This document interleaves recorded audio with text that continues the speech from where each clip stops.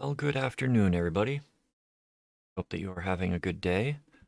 We're going to be venturing into the wonderful world of Omega today.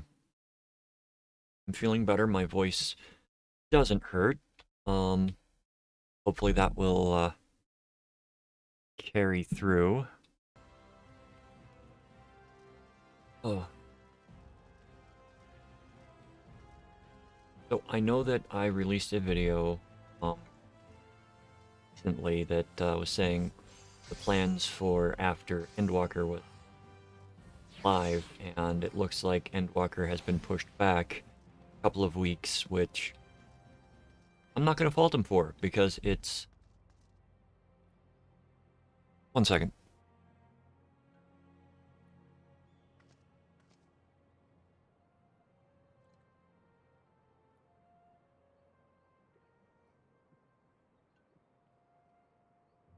There was a squirrel at my window, scratching, and I've got a feeling it's going to be in the ceiling shortly. Anyways, as I was saying, Endwalker's been postponed a couple of weeks because of quality problems. Well, not really problems, but it's not up to the creator's standards yet, and that's one of the reasons it was pushed back to November 23rd to begin with. So we are sitting at 2 weeks later. Doesn't really interfere with my plans, just pushes them back a bit, and means that I don't have to push as hard to get through this content. I'm still going to, because I want to see if I can make it in that time, and then the streams will be a little bit easier to deal with as we get closer. So, I can probably even knock out some extremes by that point. I'm not going to be doing Savage because Savage is just... It's not my cup of tea. It's not something that I personally enjoy, and if I'm not enjoying it, it's not going to translate well. Especially if it's constantly wiping over and over. So, what we are going to be doing today... Omega. I don't remember half the fights, but we are going to have some fun, relearn, and there will probably be a link in the descriptions of all of these videos, how the fights are actually done. Mainly a link because if I don't remember the fight explicitly, then I tend to go to various websites and look up the different mechanics, and so the one that I go to a lot is the what is it called? It's the wiki at Console Games, and there's no... My issue with their wiki is you've got multiple editors, but there's no continuity between the strategies. Like, one will just like list all the things you need to do, and then the next one is going to be like naming the attacks and how to respond to the attacks. And then another one is just going to be like talking about how you get through the fight. So it's like, those are three things that should be in the same thing. And yes, it's the one that I linked to. I checked to make sure before linking to it that it is making sense. So I will find a different source if that case, but I just don't want to copy paste from those places and send you directly to where I get the information for the fights that I don't rightly remember. So, with that said, Delta Escape V1.0.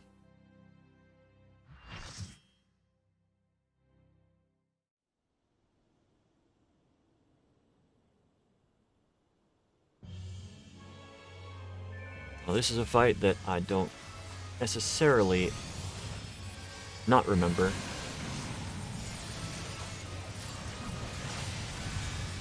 Alte Reute. I do not know what the name means.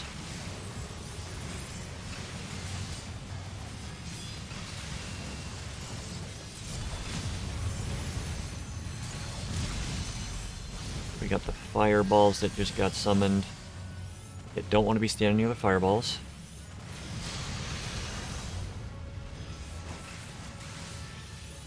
They grow in size, and then they explode.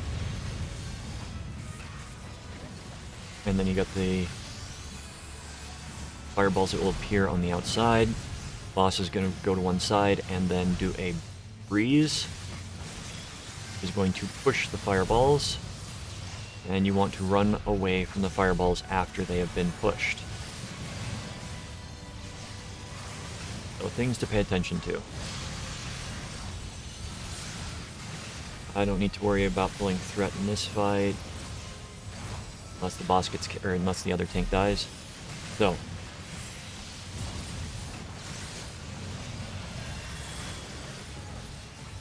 Wind Bolt. Clamp is going to be a forward line attack.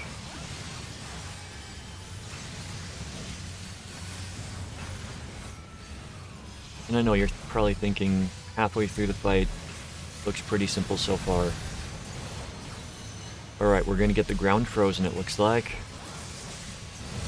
Ground is frozen. Or will be soon. Yep. You will get targeted with... Everybody's going to be targeted for a lightning attack during that, and then you just have to move on the ice to get away from each other. There's a stack mechanic where you all have to stack immediately after that first thing. And the classical elements. This is the wipe mechanic. You gotta do things properly, or there's a chance that you'll wipe. You've got fireballs being made in the middle, they get sent out to the outer ring. You wait for the fireballs to go off, then you run away from the group. Lightning goes off, and it's really just that simple.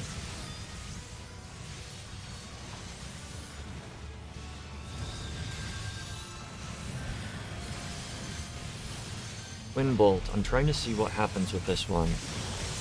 It looks like it's just lightning towards the front.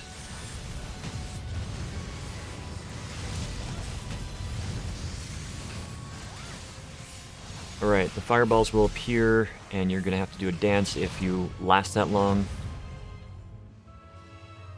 But there's also a push in that fight, so... Deltascape V1.0.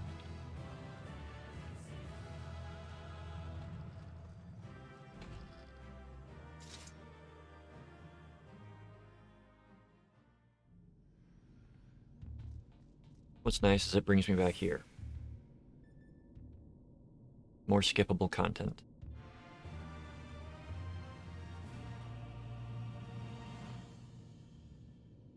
So, I know that I've played through most of the game, and my main character I still need to go and do weapons.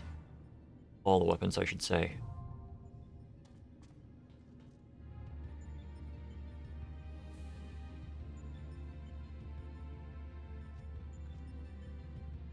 Last one that I did was Ruby, so I still have some content to do on my main character. I played through and finished the end of the Shadowbringer storyline last night. Kind of fun, but at the same time, one thing I am not a big fan of in this game is not playing my character. In other words, when it tosses me into playing one of my allies, I'm not really a fan of. But got Deltascape V2.0. And we're gonna go in there momentarily. We're going through everything.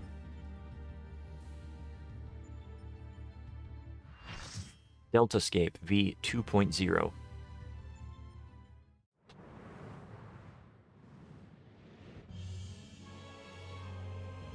Catastrophe. This guy's fun. Anti-gravity gimbal.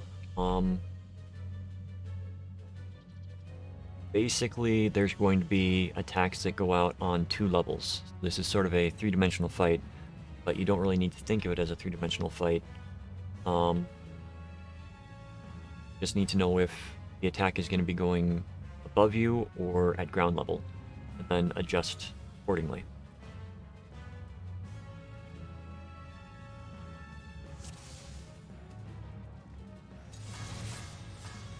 Best to tank the boss in the middle.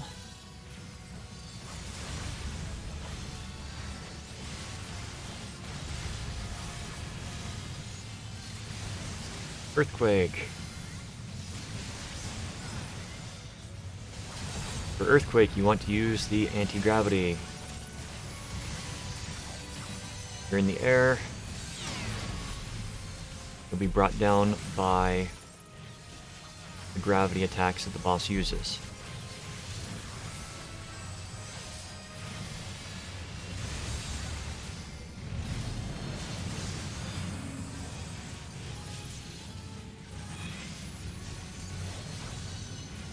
When this attack goes out, you want to use the gimbal again.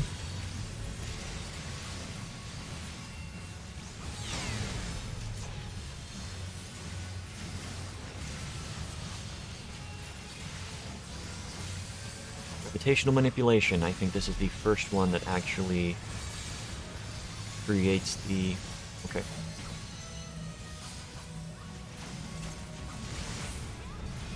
Alright, so for that mechanic, it's going to make somebody levitate, and in order to actually take the damage, you need to be on the same plane as them.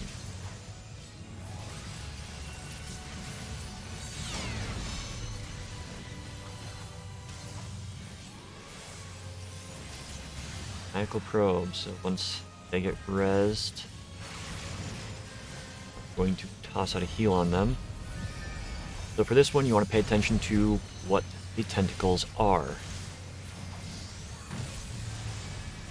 One of them will be different. You want to run over by the different one, which was this one.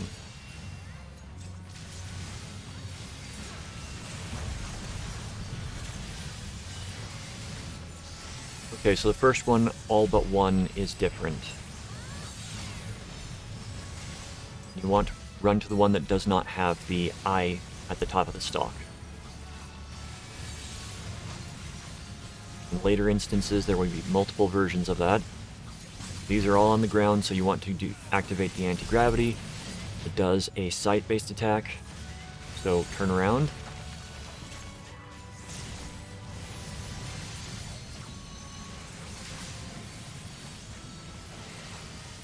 A lot of this is just managing your levitation, knowing when to use the levitation, what to avoid with the levitation. So pay attention to where things are. If you need to adjust your camera to look down yourself from the side level, like this, pay attention.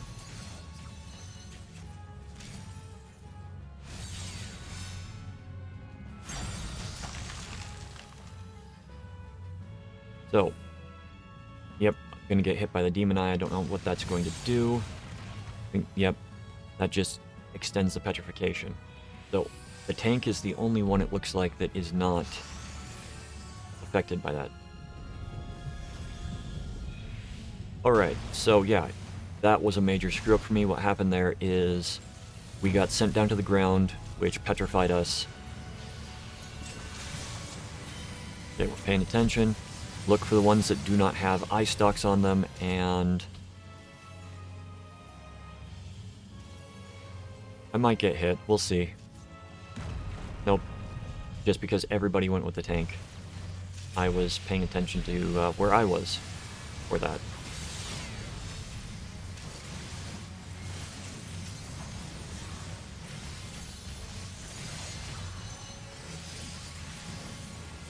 This is an easy one. You can run out so you don't get hit by either of them. But I think we still take falling damage. Nope. You just get tossed up into the air.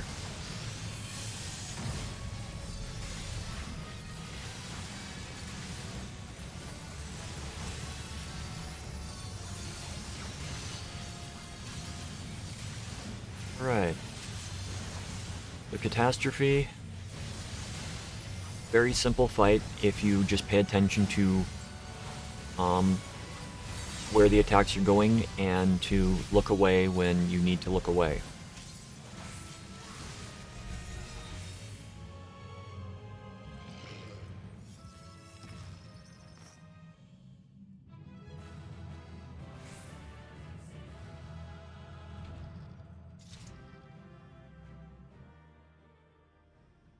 Alright, so we got all this going on.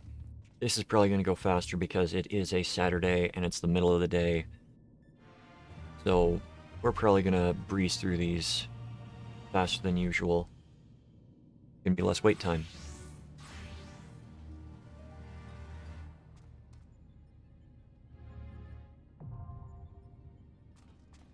Okay, 2 seconds.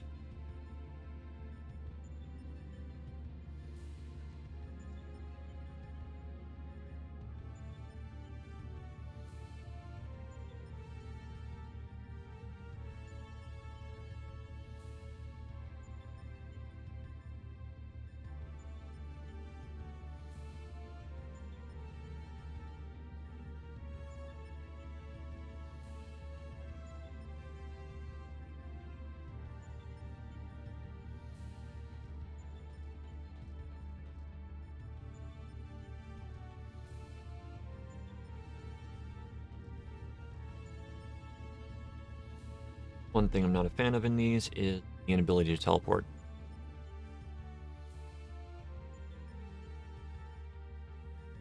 So we're going to travel, teleport. Come on. Tralgor's Reach.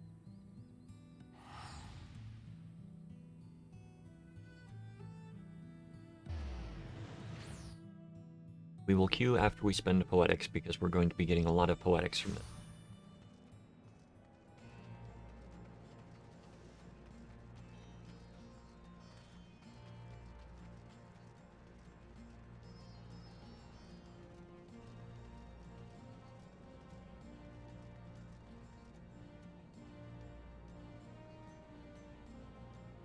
I've already got all of these because they were given as presents. Other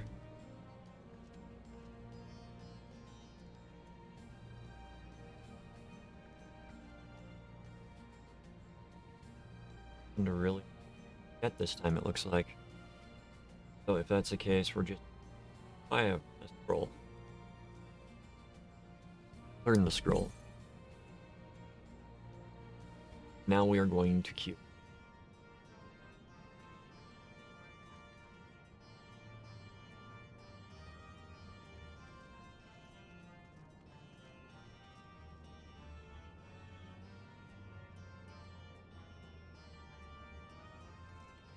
Never noticed the wings on my boots.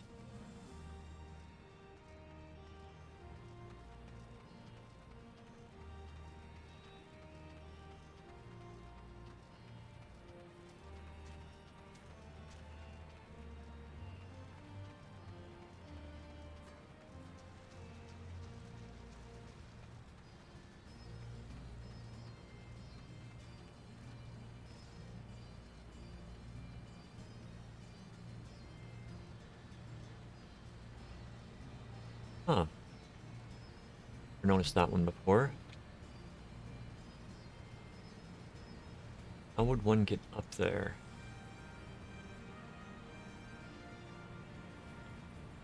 You'd have to go up on top of that.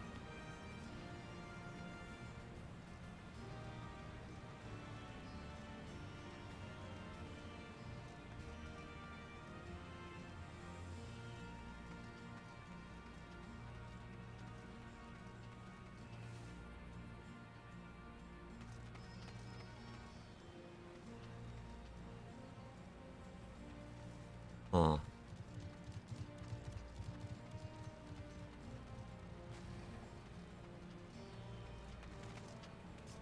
Or is that one where you have to actually, like, climb up there and then jump down? Don't know. Alright, we're at Deltascape V 3.0. Gonna be fun, guys. So much fun.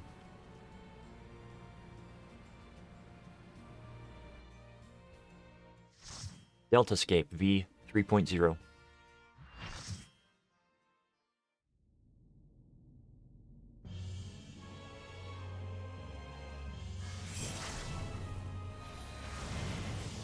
Helicarnassus.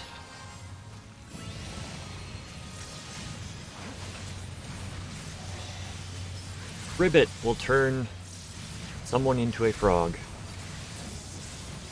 If you're standing in the direction that the boss is facing for Ribbit, you will get turned into a frog. The frontal cone, anybody standing and caught in it gets turned into a toad for a few little bit.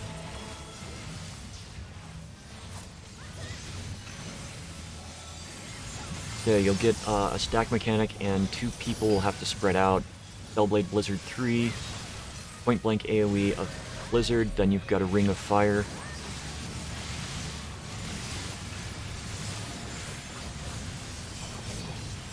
Place Dark Token. Creates multiple Reapers around the field. Boss will then do the Queen's Waltz, which is multi-target frontal cone, multi-target cone. You just have to dodge. They will stack in most cases. Alright.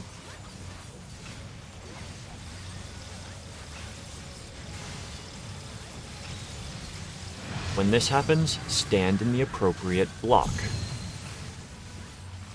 If you're a tank, stand in the tank spot. If you're a DPS, stand in the DPS spots. Alright. This section, Queen's Waltz, you want to be standing in the white squares.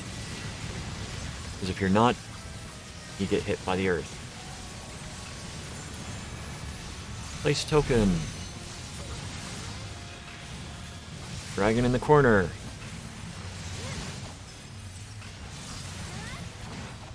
Kill the dragon.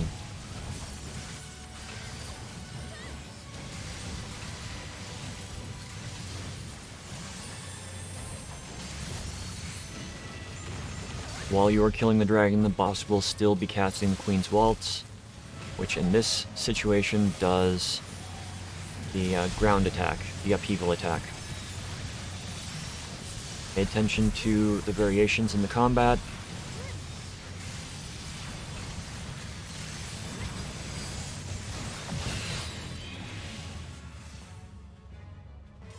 The fight goes on a little bit longer than that. There are other mechanics that we didn't get to.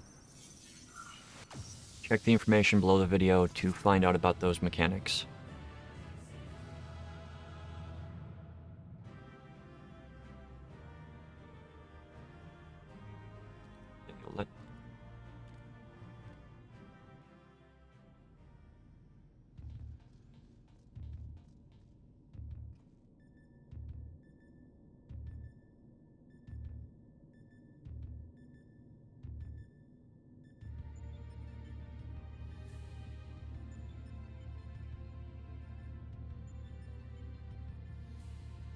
Just fixing something.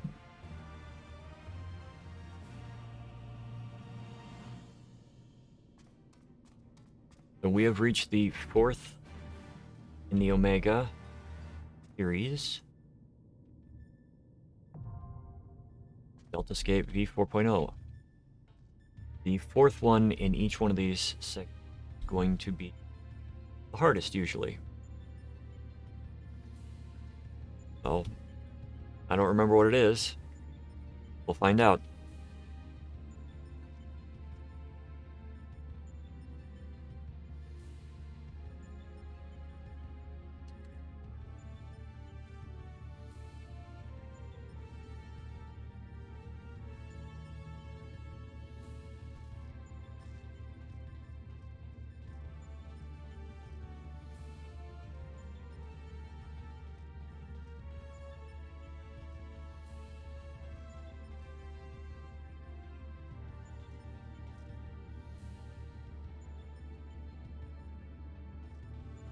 Okay.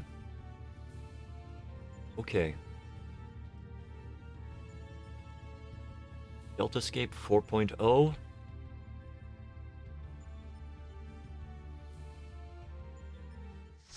Deltascape V4.0.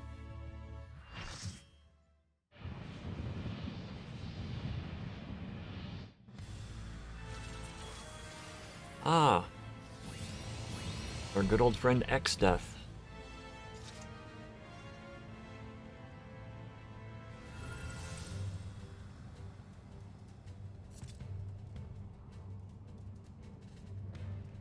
We are currently waiting for people to finish the intro.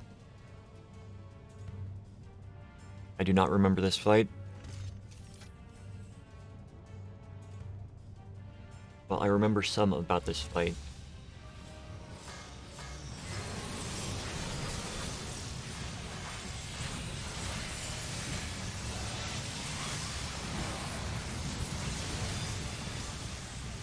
Okay, Doom has been cast. You have to Isuna the Doom off the people or they will die. Like that. Ground AoE, Thunder 3.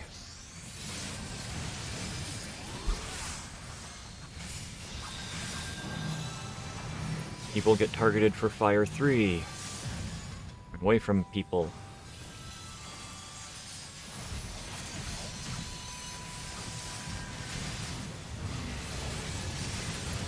Fire 3 again.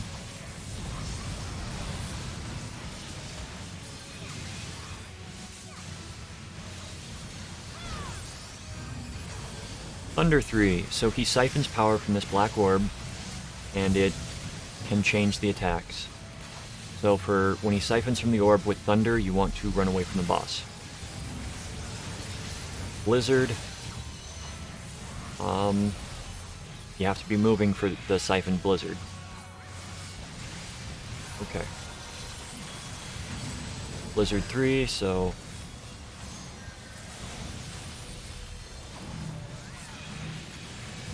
There goes the Fire 3, normal. The decisive battle. Epicenter AoE, run away from it. A giant ugly head is going to come out and it's going to knock the edge off of the platform. Holy. I tried to get that off. Do not be standing in any of the directions the arrows are pointing. You'll take some damage, but you will survive. Meteor. Damage that cannot be avoided.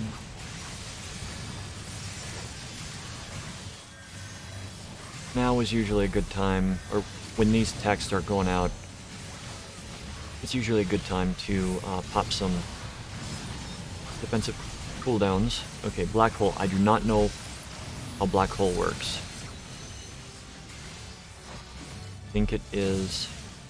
Okay. Running. It's not close enough.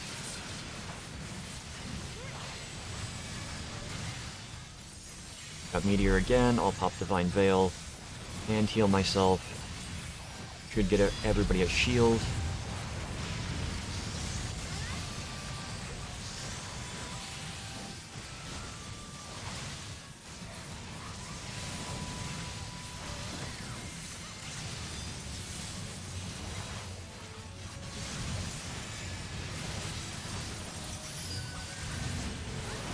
Black Hole again. This time it's a empowered Black Hole. Not too sure. Blizzard. Okay.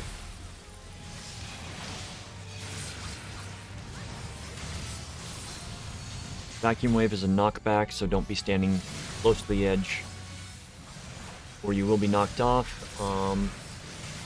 Okay. You can be rezzed if you fall off the edge in this fight.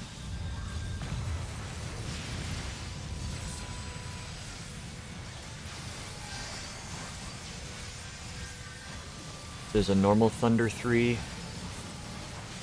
It only targets one person. Trying my best to call out what I'm seeing. Decisive battle. Tentacles will be summoned. You want to run to the section that has none of them attacking because there is an epicenter AoE that will go off. Then the head comes out. Is going to zombify anybody that's standing in front of it.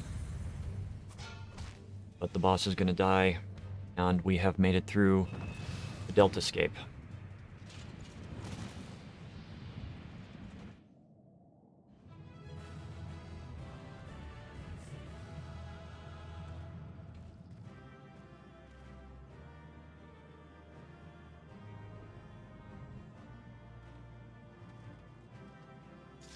Okay. Now we got to go through some storyline. Unlock the next is, let's see, Delta. What is after Delta? Is that Alpha?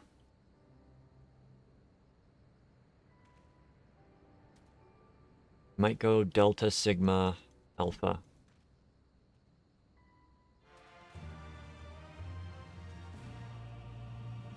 Find out shortly. With Jesse.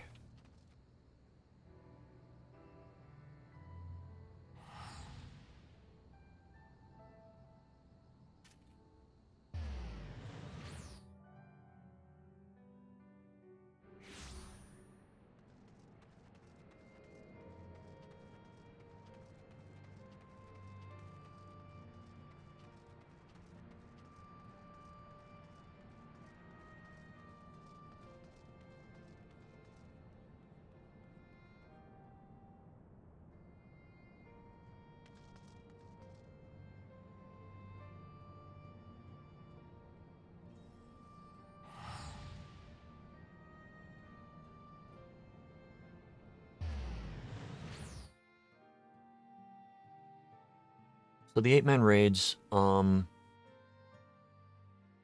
they initially get added to the game, you have a... one sec. You have the drops from it. The different things like the crank, the shaft, spring, crank. And when you collect a certain number of them, you can trade them for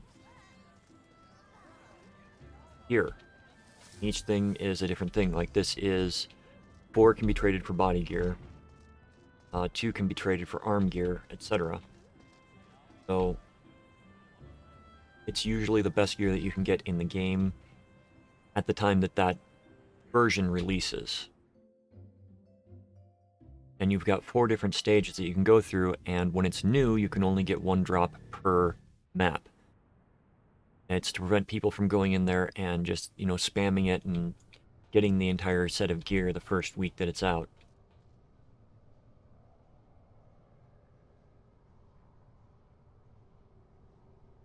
It normally takes a few weeks to get an entire set.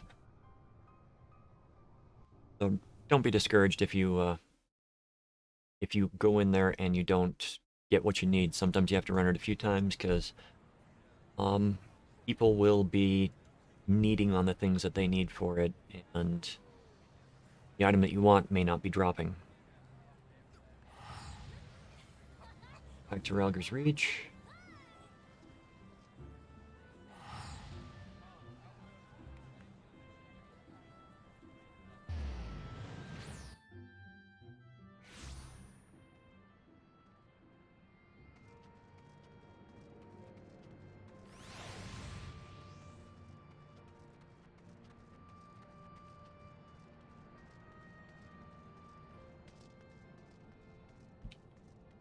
I'm pretty sure that we're going to wipe on at least one of these.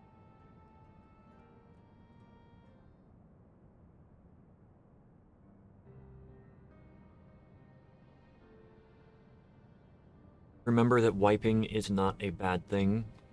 You can learn from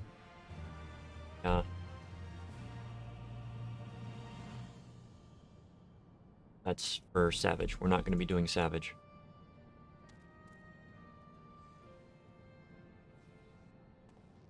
Wiping is a learning experience. You can learn more from a wipe than you can from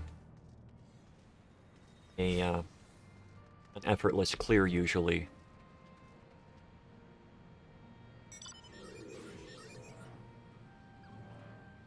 So do not be bothered by wipes. You will come across players that don't understand that some people it's their first time going through, so they'll immediately drop after one wipe. And you'll have the people that will just abandon the duty as soon as it starts because they don't want to participate in it. That's one thing that is being changed in the terms of service, is that is going to become a bannable offense if you continuously do it. New terms of service will be taking effect when Endwalker comes out, so it should cut down on a lot of the, oh, I don't want to spend, 20 minutes in this dungeon trying to help these people clear it, because, yeah. It's worth just trying. You'll have some players that feel that because it is old content, it should be a breeze, it should be a face roll, and that is a very bad mentality to have. Because it's still gotta be a challenge for some players.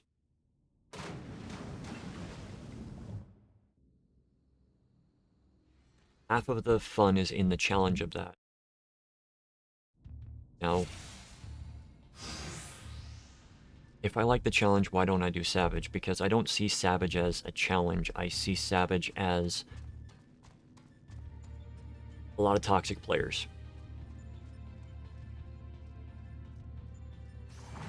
Like the people that will go in and, oh, I don't want to do this place, and they leave.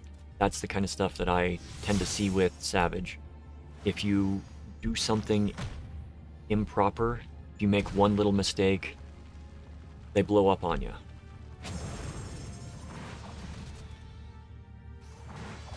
Which is kind of not something that I really appreciate, regardless of who is getting blamed.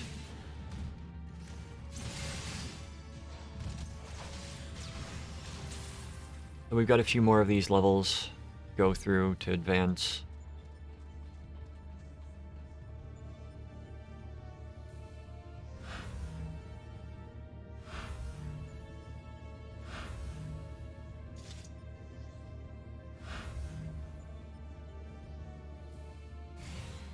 Then again, my experiences with Savage could be completely different than how most people do it, but I'm not a perfect player, and a lot of Savage requires borderline perfection. I like playing my jobs, playing my classes, and trying to do as best as I can, but the focus on being perfect, I got a lot of bad memories from World of Warcraft when it comes to raiding, and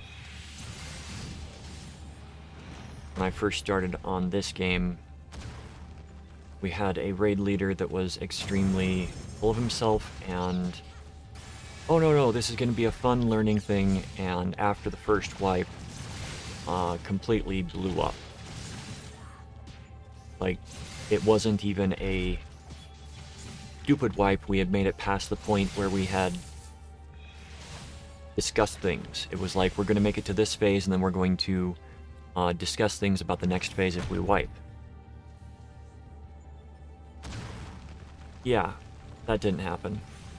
And the few other times that I did try to do the raiding, people involved with it just stopped communicating what was going on in the raid and left.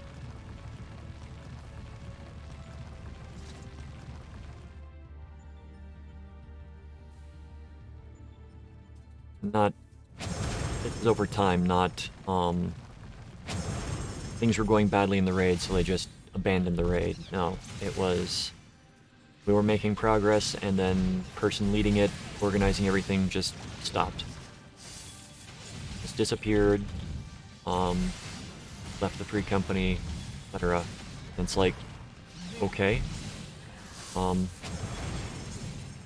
clue what happened there.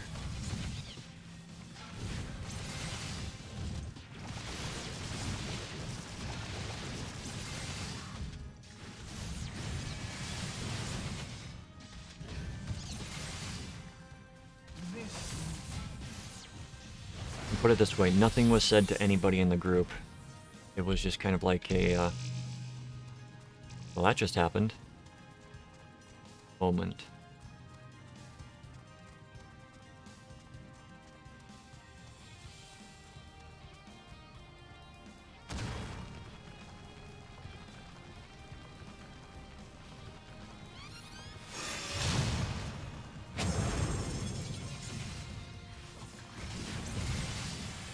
So let's get through the next set of Omega.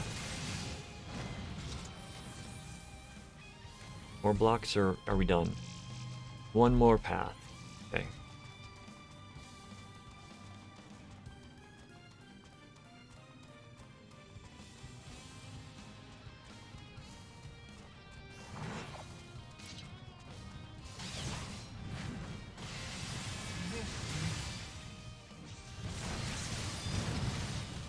These things for storyline, I do not mind.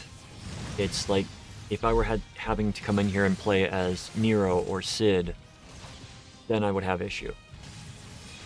It's just not fun to play as the other characters for me. I'm hoping that there aren't many of those in Endwalker, because it's just frustrating, especially when, you know, you die because you don't know what the skills of the character you are playing as, and you get thrown into combat, and it's like, okay.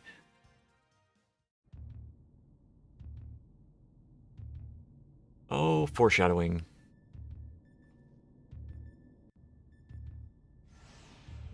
Okay. Sid, let me into the next area.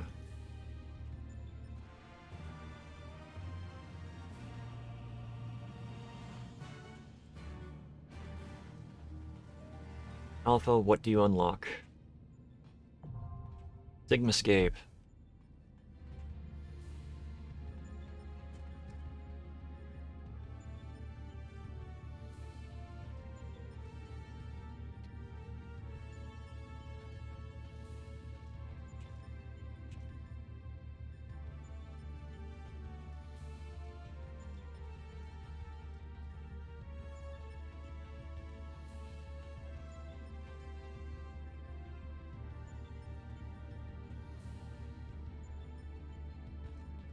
I think it's interesting how they've set up the different raids.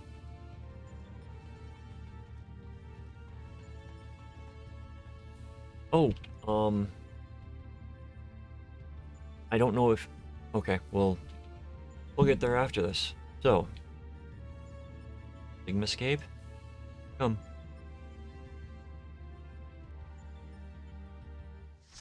Sigmascape V1.0.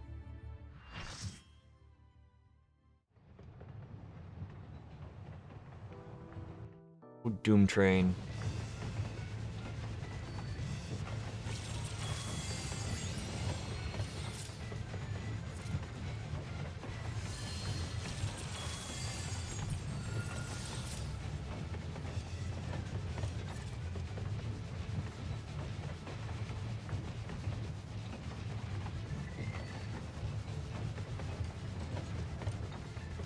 Okay, so this fight is cut up into multiple stages.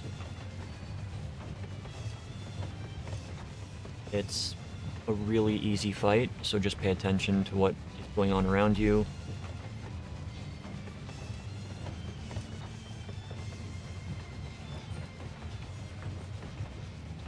Oh, I might be main tanking this one. It's been a long time since I've main tanked. this fight. Alright, so Doom Train is going to be targeting whoever has highest threat, shooting fireballs at them. There'll be round fire with ghosts in them. You don't want to be standing in there. We're going to get an epicenter AoE. You want to get away from Boom because you'll be knocked back.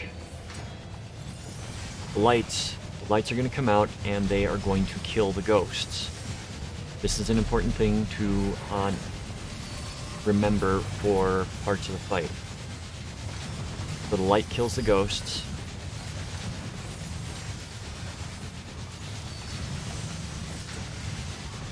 Lights come out. The lights are going to be chasing people. They need to run them back and onto the ghosts.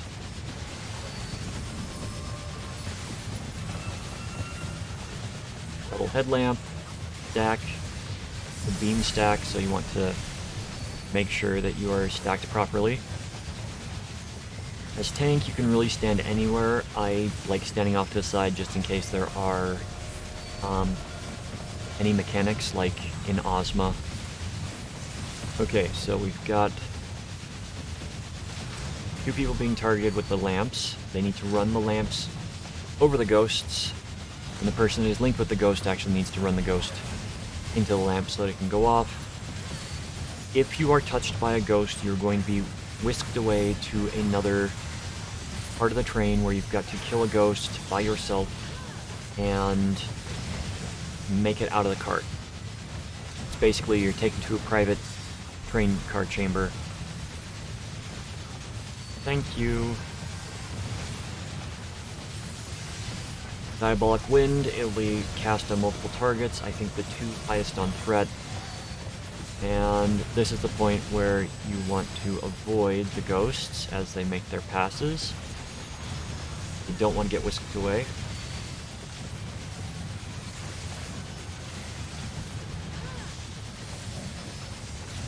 Okay, we've got multiple point-blank AoEs. You want to drop them close to the front of the train near the boss and then have everybody move to the back. Or, you know, alternately, the people that get marked with it run to the back instead of dancing around the middle.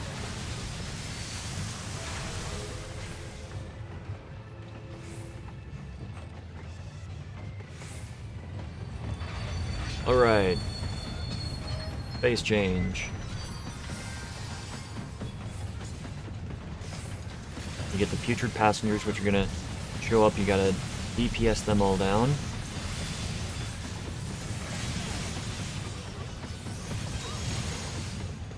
You'll get the wind attack again, but you want to come and stand on that immediately after they're dead. Then progress along the top of the Doom Train and destroy the chimney.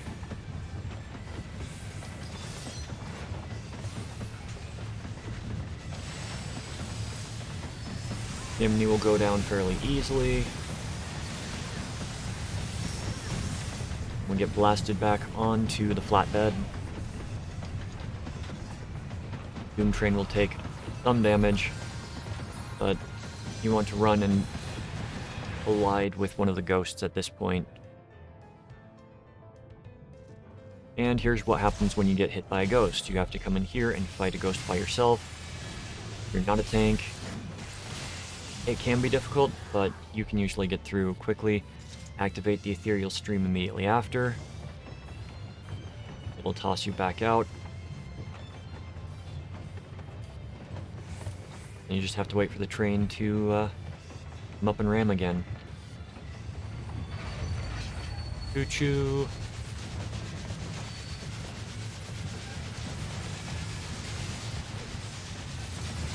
So those are the mechanics mostly for this fight. There might be 1 or 2 more I don't rightly recall at the moment.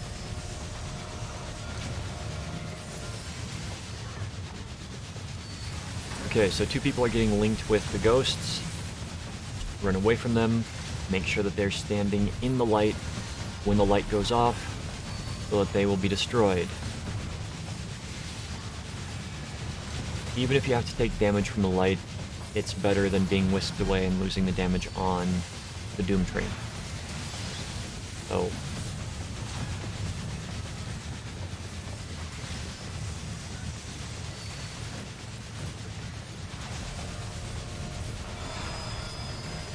we've got another ghosty event with Epicenter AoE. Once the ghosts pass, run back.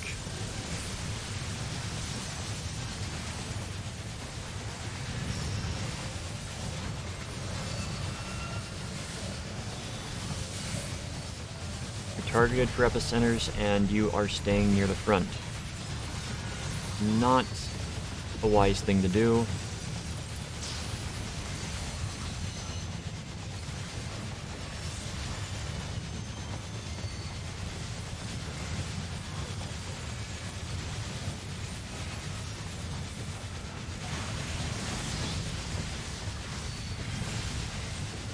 Doom Train is a fun battle.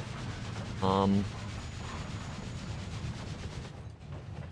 may have to do it on Savage mode just to have some challenge, because that is not great of a challenge. May come back and do that one.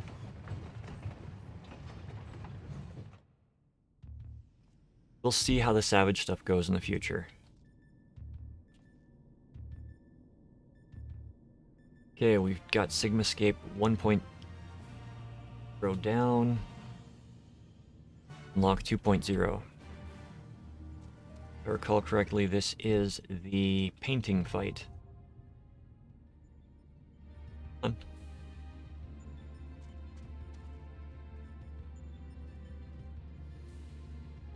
It is the painting fight.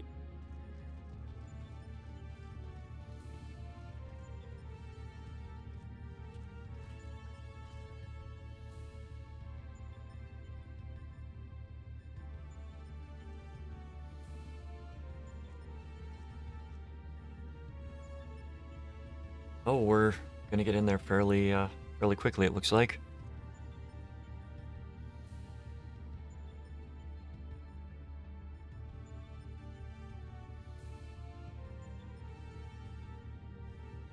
Oh, fun. Like, seriously, a lot of these are really fun. When you get to... When you unlock these, just take your time and enjoy them. I know you're going to have... You're going to be going through it faster because of the amount of damage that people do nowadays. When we get to Eden in probably next week after, it's going to be a lot harder. I mean, I ran one of Eden, the final Eden last night. On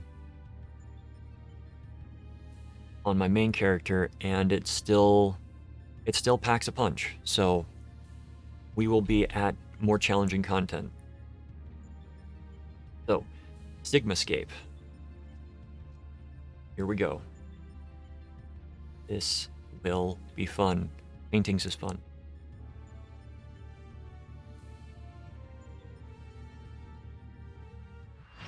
Sigmascape V2.0.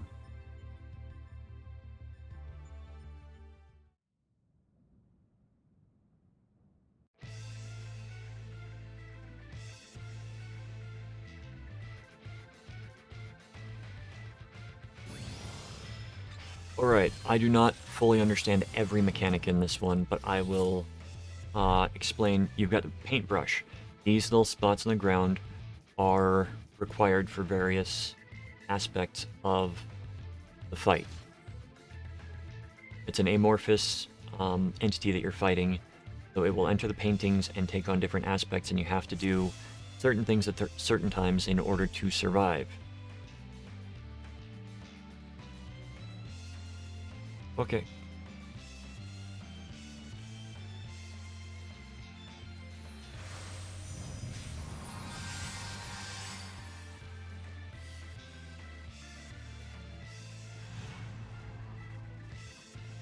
All right.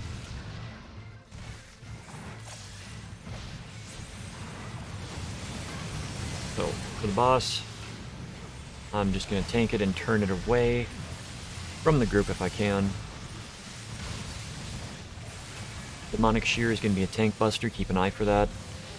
Especially if you're low on health. Boss is going to come out. Going to target a certain painting. Possession. It's targeting this one. You want to come over and use the paintbrush when you're standing on that.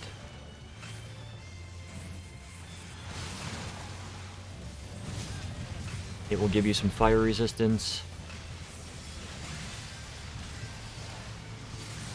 I'm trying to position myself so that I can, still show the fight while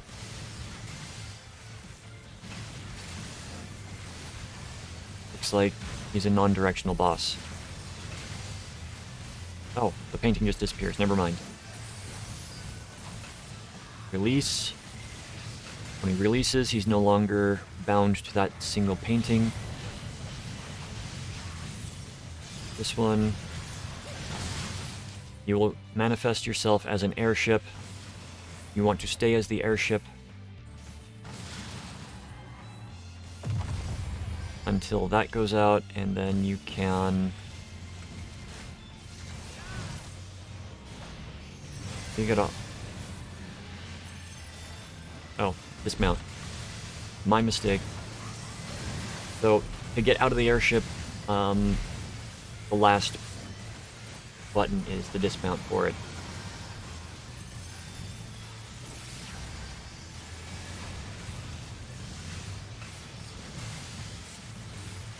Demonic Shear.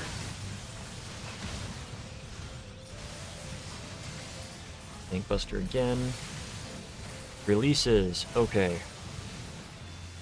I do not know how to do the Typhon one.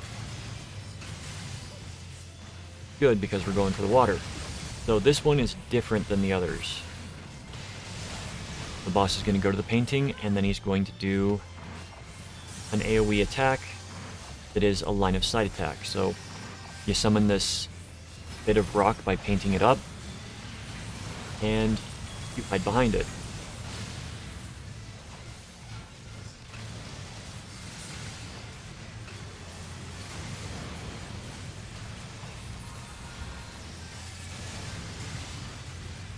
Shear, so we're gonna be late on the cooldown for that.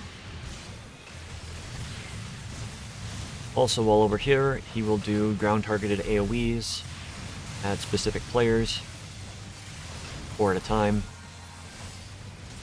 Should be releasing now, and alright, if I remember, I think what happens is there will be objects that get summoned, and whoever is Typhon has to go and blow them away from the party. So he will summon, these things, and he has to blow, make a safe space for people. So right here should be a safe spot. Yeah. They don't have that big of a range. You want to run away at this point to where it is no longer arrows on either side. If you get linked with that, you want it to be a static purple line if you get linked to this boss. If it's got arrows on either side, you're going to be taking more damage. So, linked, run away from boss until the line just goes static purple. The traditional purple line that you see from most bosses. Alright, at this point, we're going to get double. You want to come over, you want to paint, and you want to hide behind the rock, because it will give you fire resistance up, and then the wave will break against the rock and you won't take damage. Once the wave is gone, venture out and begin beating the boss again. And if the fight lasts long enough, he will do a combination of the other two, where one person becomes Typhon, and The others have to become airships, and then you've got to blow the westerlies around so that you do not take damage from the explosions from the westerlies. But these days he normally does not get past this point. And oh, my mistake. Doing a different possession.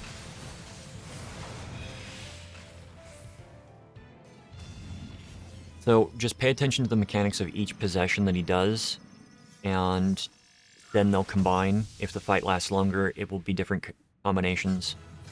So I hope this has been helpful.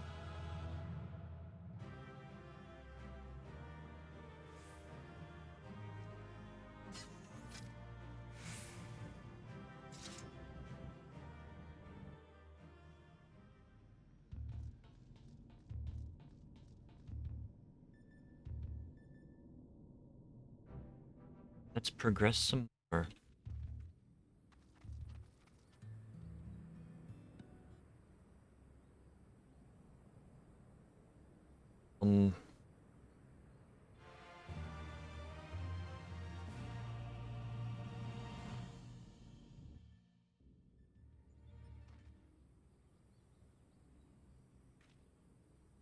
So I think one of the things that I do not like about just raiding in general these days is, you know, back in the day I was always prepared for the raid. I would read the fight, I would know what was going on, I would have food ready, and to just like have everything that I was supposed to have to be prepared.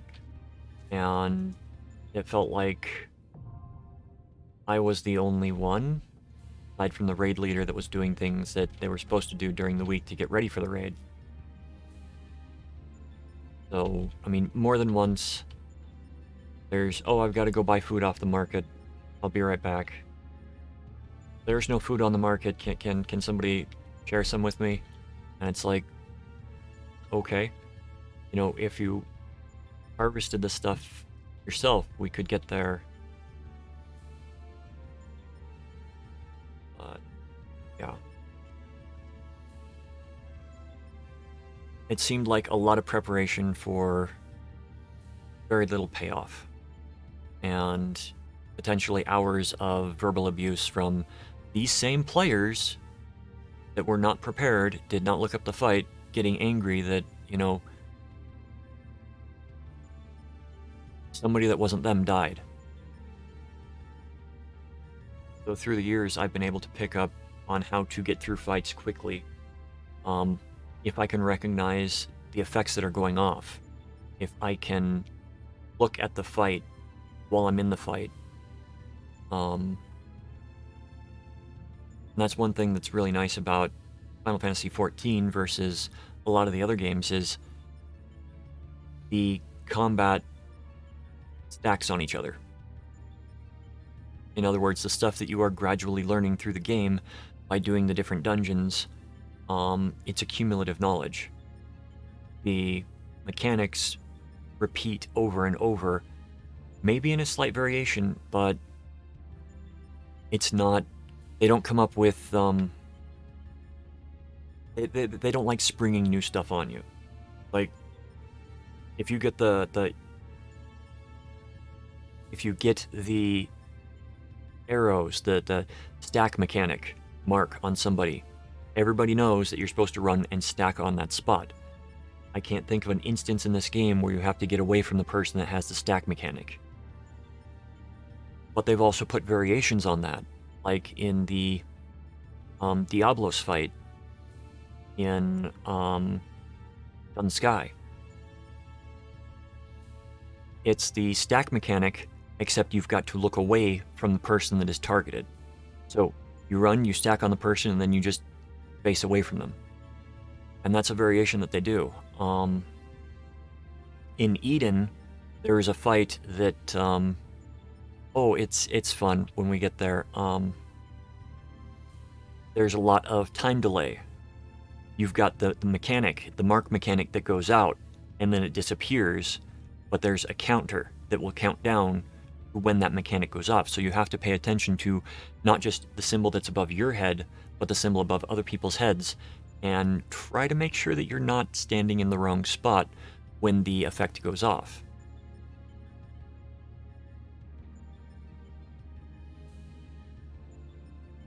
That was one of the harder fights when it first came out, what, like 18 months ago?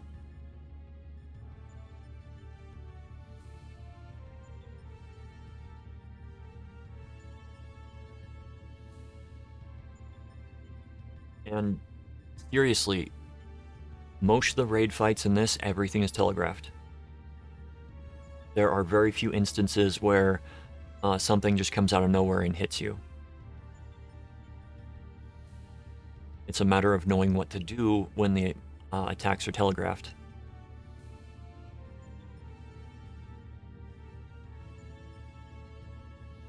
To be honest, not everybody knows, and that's okay. I mean, we don't all know the fights the first time we go in.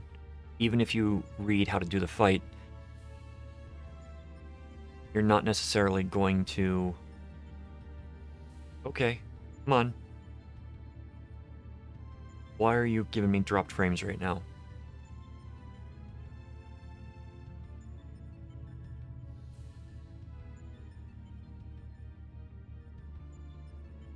Okay, that's why you're giving me dropped frames. Fair enough. Shouldn't have had that program running. Okay. So, yeah, it's one of the things that comes with raiding in this is everything is telegraphed. You are going to either with a cast bar or with motions from the boss or with something else that's going on. Like, the paintings. You would link to the painting before going over to it. With the ghost train, the ghosts would appear, or you'd have the targeted marker on a couple of players, and then the searchlight would land on them. I've got a feeling in that Doom Train, Ghost Train, whatever you want to call it, fight, the people did not necessarily understand what the mechanics were, which is acceptable. They weren't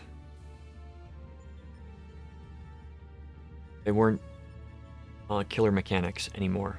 So when it came out, getting trapped in the room with the ghost, you had to unload everything to kill a ghost before you could exit.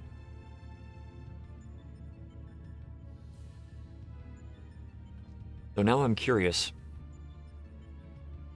So if you were paying attention to that fight, you would have seen that the other tank did not. You will have noticed that the other tank... One second.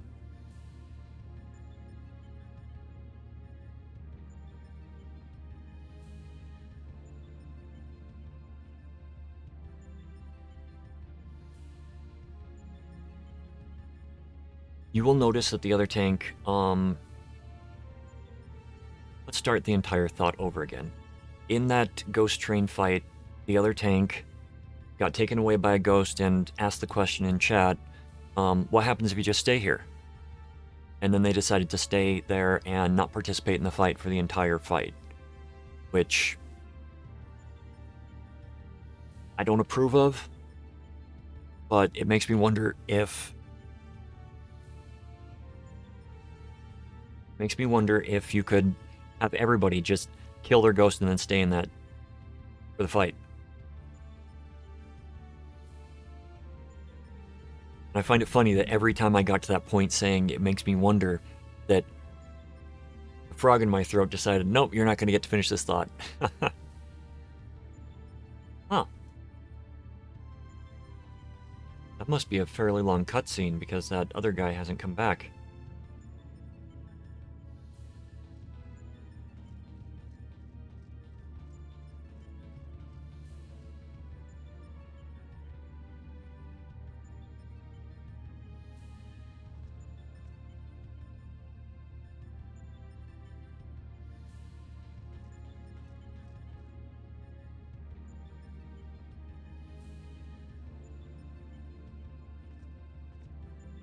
Got a feeling that number 3 is one that people don't like.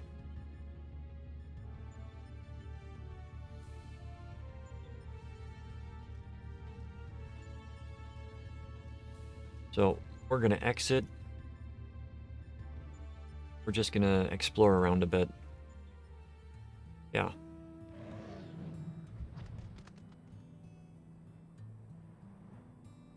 If there are any lookout sites over here by the giant tower.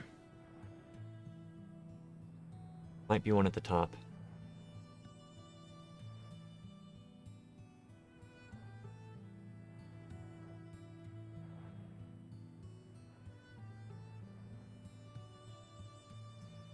Not going to be one at the very top because I don't think you can go that high. There it is.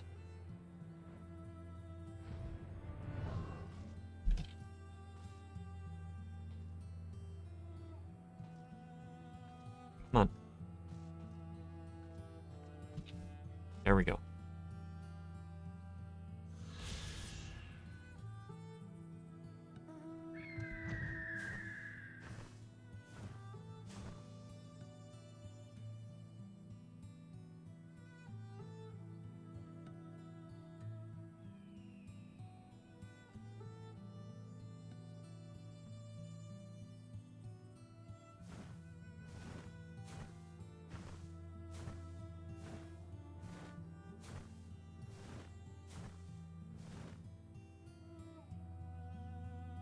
What I'm probably going to do is get through all of the, all of Omega, and then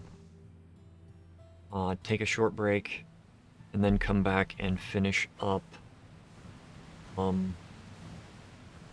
storyline stuff for this, because I can knock all that out, and maybe go through Heaven on High. Because there's 2 dungeons left to do, and at least one more... Hold. 2 dungeons and 1 trial left to do. At least 1 trial. Alright, Stigmascape, V3.0, here we come.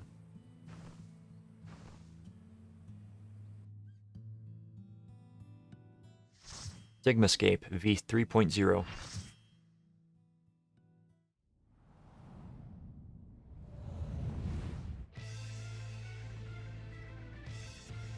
Alright. No recollection.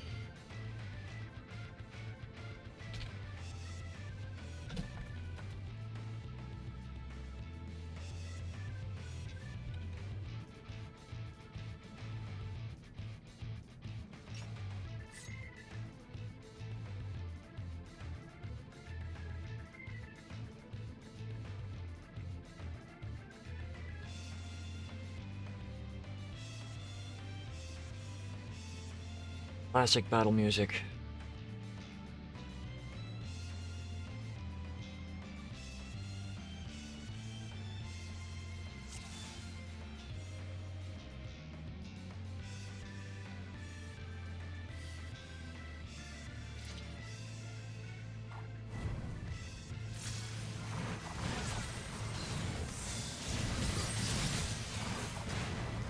Alright, looks like I'm gonna be tanking this.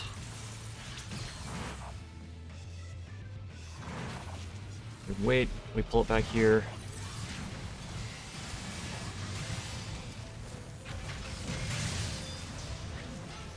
Okay, Arm and Hammer is the tank buster skill.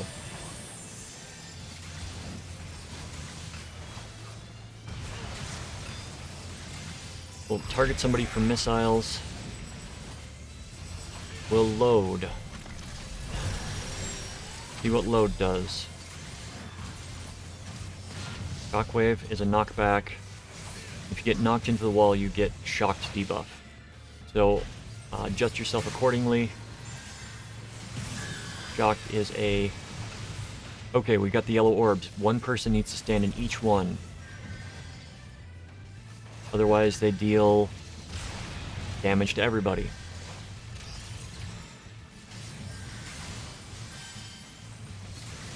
Okay, we've got this guy that comes out. You're gonna do Aura Cannon. Alright, other tank knew what they were doing. Just wanted to make sure.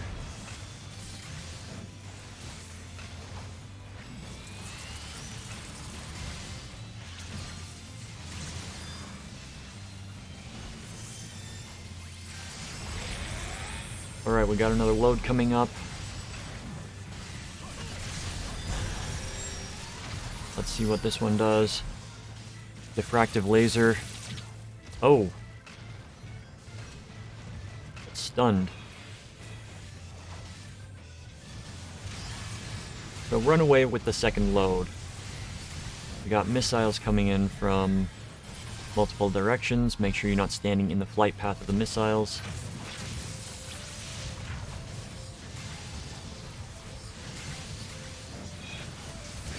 Because they do deal massive damage, and I think I got hit by one.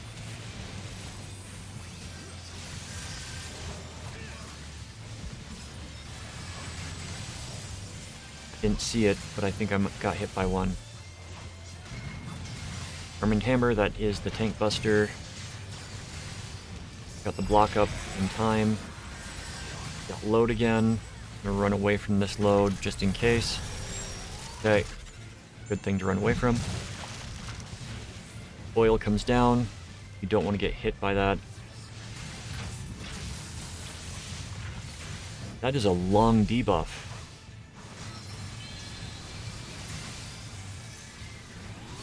Tentacle simulation.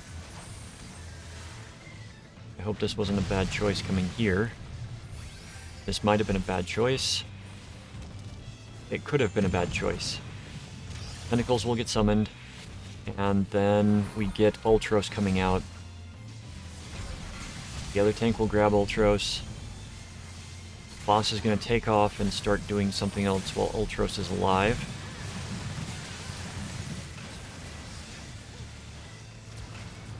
Epicenter AoE, don't be standing near the center of it. Boss is coming down. And grab and turn around again. Refractive Plasma. And the debuffs finally drop. Okay. Magitech Ray. Frontal line in the direction the boss is facing. Don't be standing in front of the boss. Got another load coming. Moving. Be on the safe side. Oh. Multiple people stack on the various spots. This is one that hasn't changed.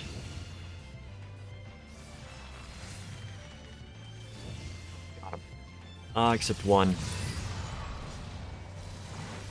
So the off tank is going to grab that.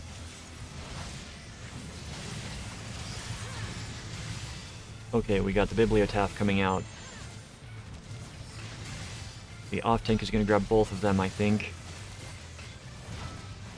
Oh. Pay attention because... Oh, crap. Boss is doing the beam attack. I was not trying to turn the boss that direction. That might have been me, that might have been the boss.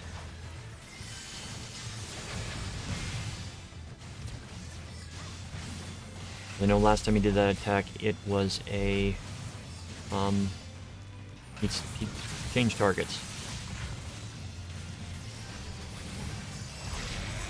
So we got load again. Run away just in case. Yep, there it is. That is why I run away, because I don't know if it's going to be that diffractive laser again, which is a stun and causes problems. Alright, we've got the Air Force that came out. This is definitely a two-tank fight. You don't want one tank doing both of the creatures, so if you're tanking this, decide if you want to do the ads or if you want to do the main boss. I'm grateful that he took the ads because... Alright, we got the missiles again. Boss is floating again. Get a heal out on Ison.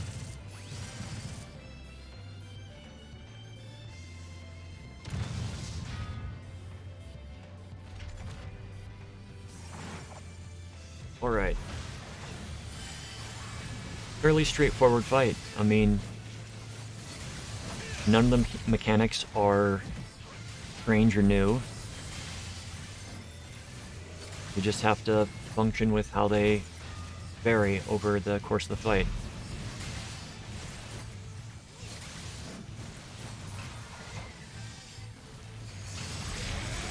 Alright, we got load again. Well, I don't think it's going to be that diffractive laser. It could be shockwave. That's the knockback.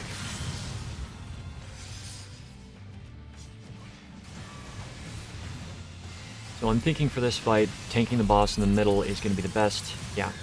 Magitech Ray is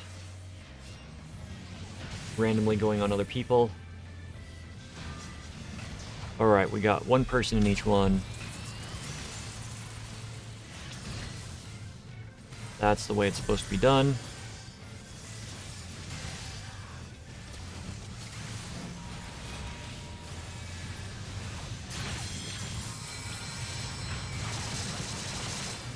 Boss is almost down. Person is marked. They're going to get hit with the missiles. So if you get marked with the red dot over your head, that is the mark for being targeted by the missiles. Run away from other people. I don't know if the damage spreads to people around you, but it's always best to be safe.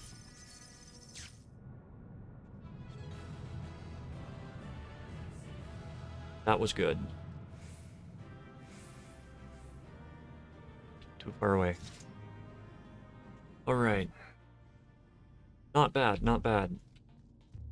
And if the image is to be believed, the next boss is probably the... I want to say the most infamous, but the second most infamous just because of the popularity of Final Fantasy VII. But he's the most distinctive when it comes to his introduction. For the selection, I'm gonna go for Sigmascape 4.0, and we'll see if it is him.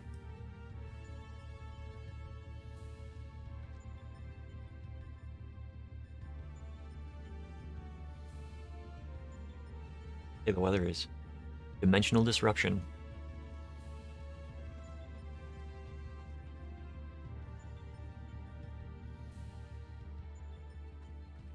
So, what I've been doing on what I did last night with Sav, logged in, I completed the main storyline quests, continued to gather up some of the items for Relic Weapon, because I made the decision after hearing the news last night that the game was going to be prolonged, that I didn't want to go in with one of the ugliest bows in the game, in my opinion. So I'm gathering the items for the Relic Weapon upgrade, which requires a total of 180 drops, and 90 of those have to come from Sigmascape, Eden, from Omega, Eden, and Alexander. The Alexander ones are going to be Eden, because those go fast. The Scapes, not so much. Or the Omega Scape, not as much. And the Edens are going to be fun. I think I'm going to be going through and trying to do the Titan fight. That's one of my favorite fights. One of the simplest for me to get through because it just makes perfect sense the way it functions.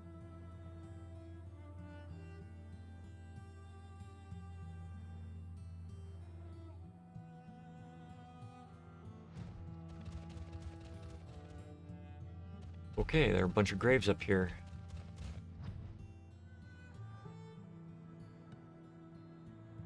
Lookout spot.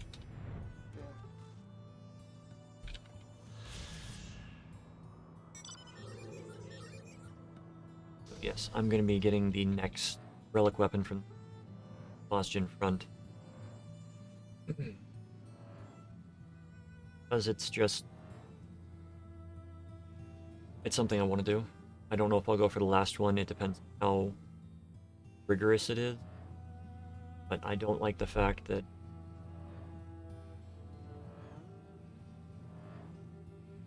I don't like the front. I like being able to do things at my own pace when I'm farming the stuff. And the front and Eureka is you have to move at other people's pace. Because if you don't get the drops that you need. And that to me is not conducive to fun. not gung-ho 100% of the time. You know, I don't enter the front unless I'm willing to invest like an hour, maybe 2 hours trying to farm the items, because if the 54-man raid pops, yeah, you gotta go in and you gotta do the 54-man raid, because it gives extra bonuses for everything. Also the only way that you can get certain actions. Actions are special abilities that only in that area. I should go repair. Go repair them.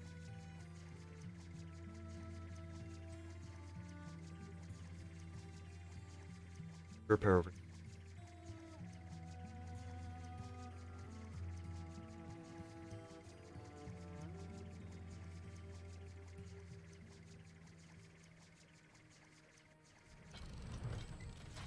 But I've stated it before and I'll state it again. If they go with the Eureka / Bosgen model for the next relic, I'm just gonna sit it out because it's not gonna be worth it.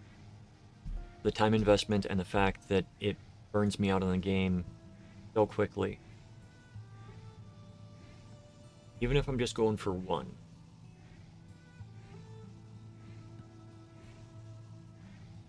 So time intensive. Even if you log in and just say, okay, I'm gonna be doing it one or two of the things that I need to complete for this per day, that'll take you like 3 months to get through a single step. So you really have to just like buckle down and like the light farming. The light farming might not be the most enjoyable thing to do in the previous relics, but you had multiple options of farming the light. The drops that you get in the Bosgen front, the drops that you get in Eureka, have to come from specific creatures, have to come from specific fights. And the fights, I'll be honest, aren't fun. They're tedious. That's the word.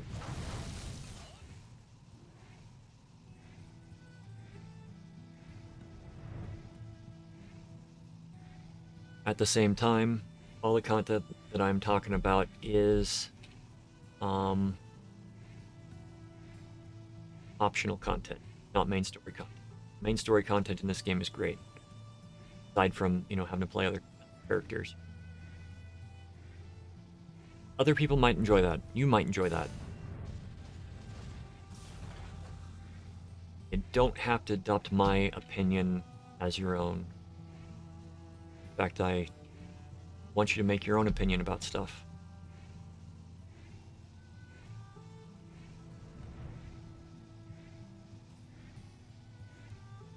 Up and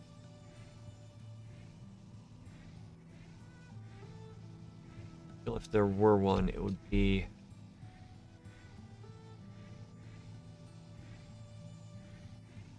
recipient one. Yep. Hello.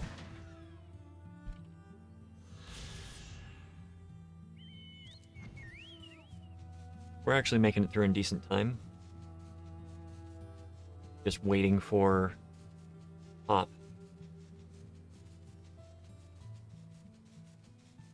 If this one is Kefka, I can understand why people don't want to go into it. Not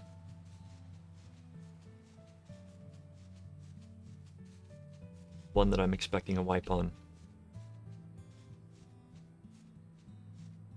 I'm wrong, I think. Sigmascape B 4.0.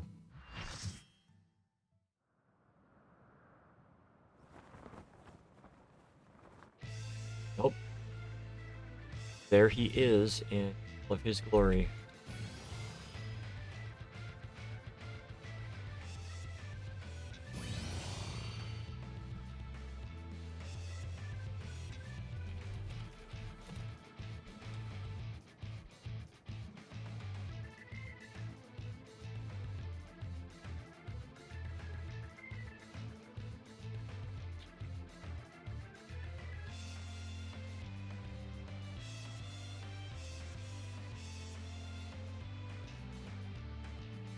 Kefka, in my opinion, is the best villain they've come up with.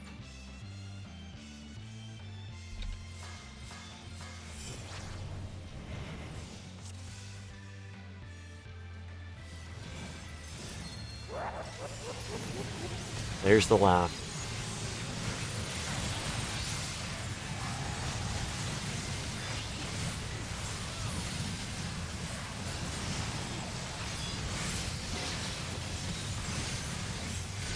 Okay, I am taking threat. Blizzard Blitz. Blizzard Blitz at the initial is going to be own attack. Flagrant Fire, going to target some of us. Thrumming Thunder. Okay, so some of these will have question marks as the signifier. If there's a question mark, you do the opposite of what the traditional is. Like this one, Blizzard Blitz, you want to be standing out here.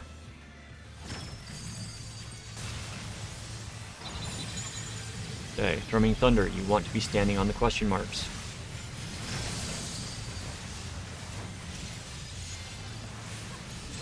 That is the thing that will kill most people in this, and it's what killed me when this first started. The first few times I came in, I did not understand what was going on and why I was getting hit. So, pay attention to the question marks. Pay attention to the attacks the boss throws.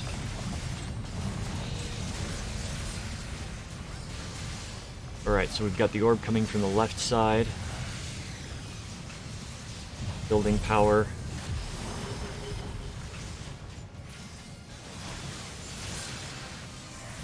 You want to be close to the orb that gets summoned on the outside of the ring after the statue appears. Because it will knock you back, and you can fall off in this fight. So pay attention. We've got a stack mechanic. We got the regular blizzard, so stay in the ring. Right, we've got timely teleport. Boss is going to teleport, and then he's going to do an attack. And you want to be standing where you don't get hit by the attack, or where you do not get knocked off the edge, because there are different attacks the boss will do. I could not see what was going on, so I could not report on what was going on.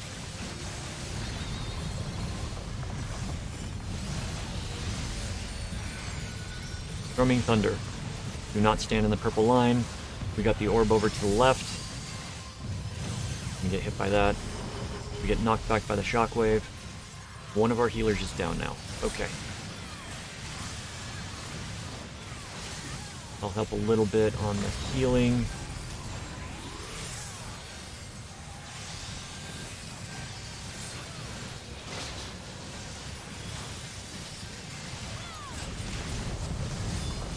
Graven Image. I love that this boss fight is reminiscent of the final boss fight in Final Fantasy VI. Let's focus more on what's going on. Okay, so we've got purple. Purple orb will target one half of the field and deal damage based upon that.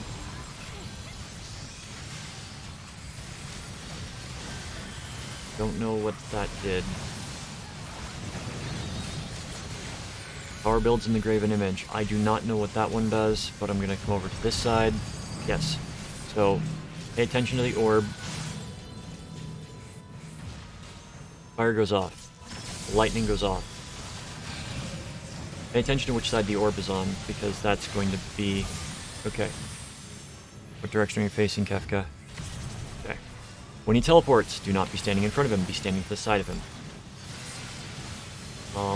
I don't know if there is a knockback effect. I recall being knocked back after he does one of the teleports.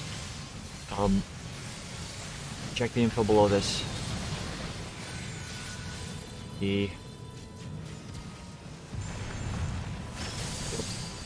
lightning goes out, so avoid the various things on either side. My upsurge, hyperdrive.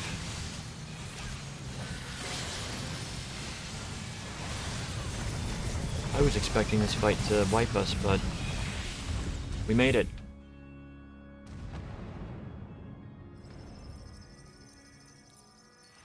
And there goes the Harlequin.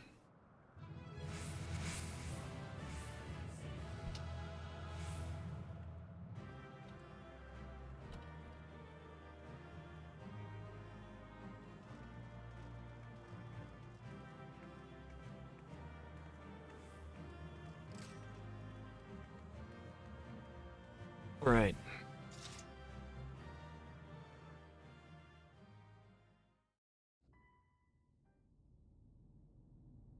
That is the Sigmascape completely done. Now all that remains is the Alphascape.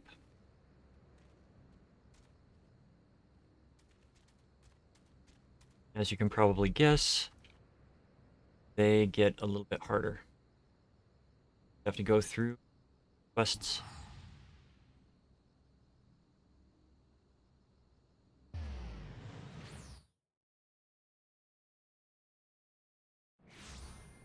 And we unlock them.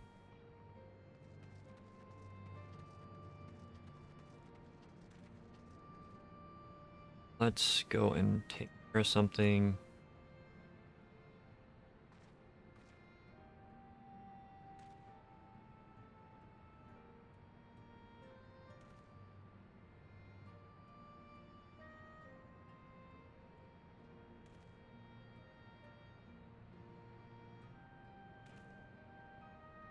Taking care of a few things before we progress. We got 4 more to get through. A couple of dungeons. A couple of trials, and we'll be done completely with Stormblood. I can't believe it's taken me like 2 weeks to get through most, if not all, of Stormblood.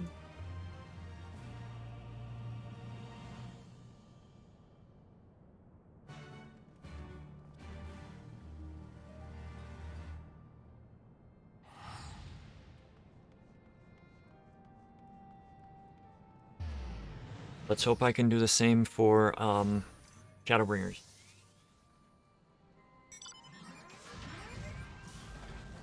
Oh, also, I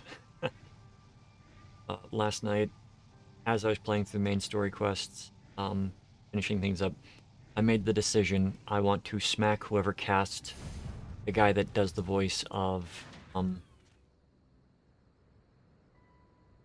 Thancred. Thancred's voice is just like diametrically opposite from the Japanese voice. You have something that is sort of a commanding voice in the original language, and then the English voice is kind of like you need something like someone like Stephen Bloom, that type of voice.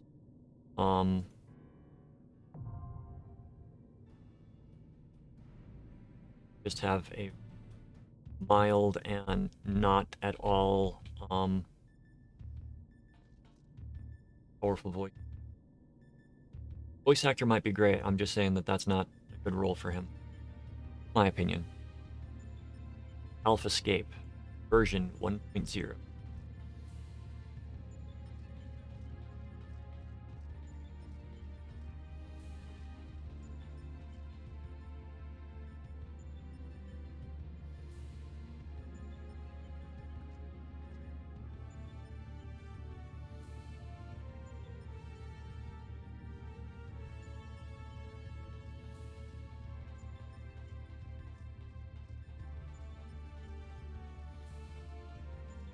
Exit. Oh. Yeah, we didn't have to fight to get here, which I'm glad. That's kind of cool, but also a little intimidating. Giant eyeball out of the middle of nowhere. Let's go keep looking for some of those floating thingies. Floating thingies, that's a very descriptive thing.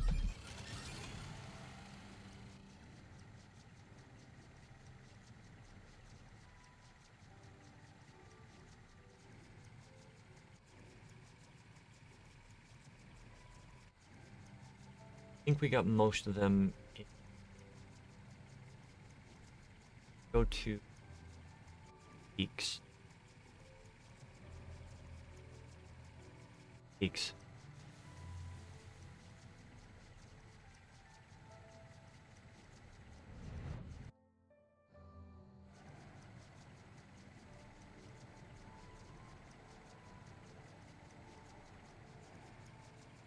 If you're leveling fishing, this is a great spot right here on the map. Called the Arms of Mead. Great spot to get some fishing done.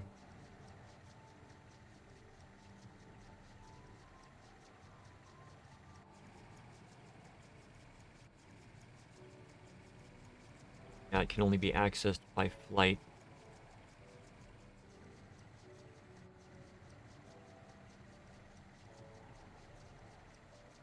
Have any fishing unlocked on this character?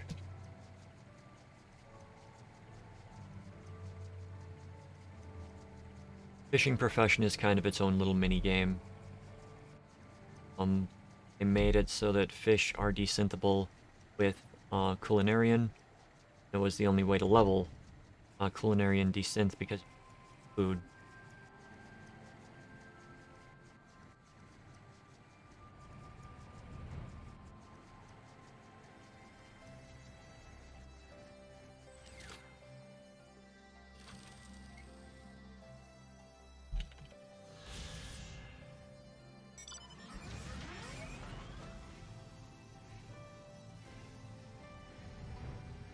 One on the boat, I feel.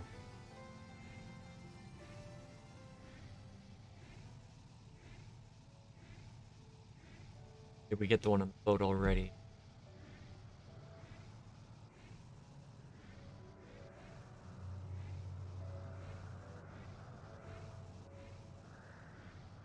Got one on the boat already. When we first got flying. Zone.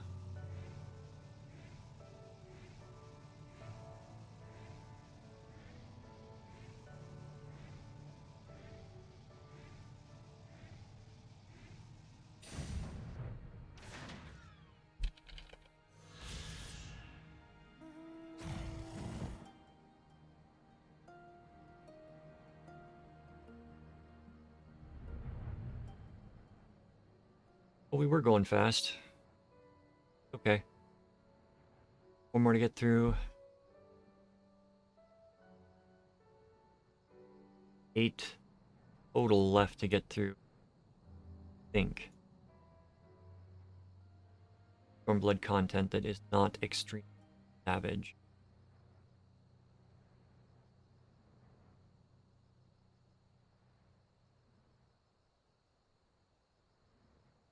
Let me do a check. Quick check.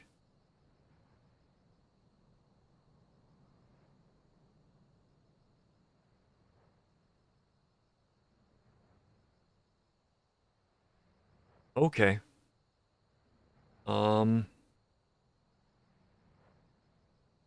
There's actually one fight that I have not done on any of my characters that's still in Stormblood.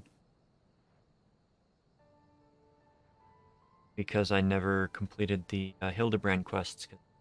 Didn't want them to end.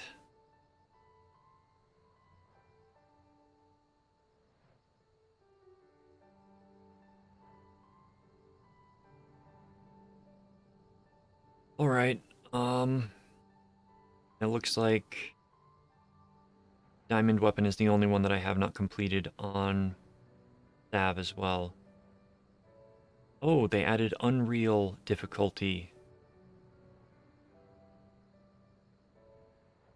Okay.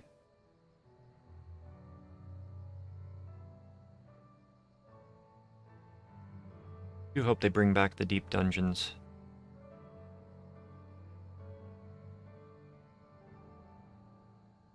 Deep dungeons are things like Heaven on High.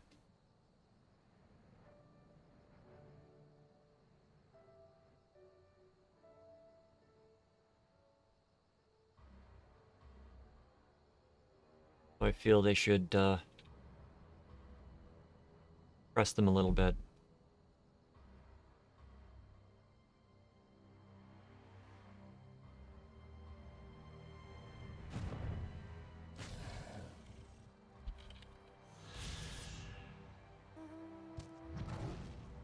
I'm gonna be 76 before I finish all this content.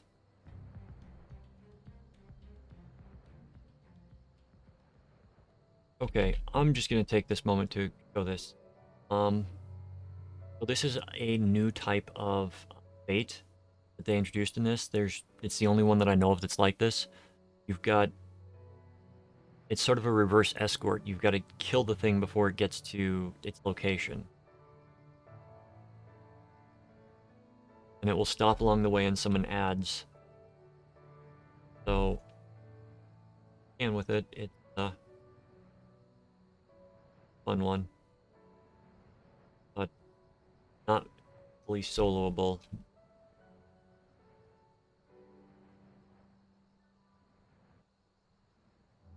Even at its lowest setting. So fates have different difficulty levels based upon the amount of people that have recently participated in that same fate.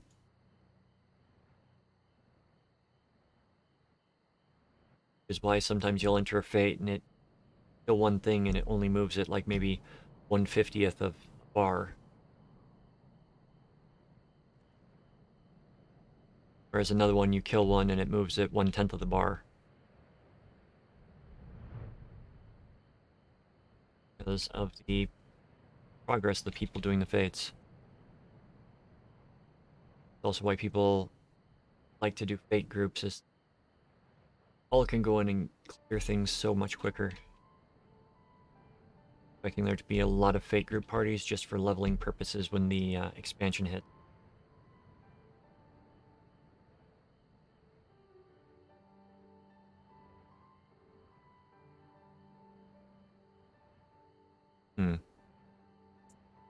Would have expected to see one there.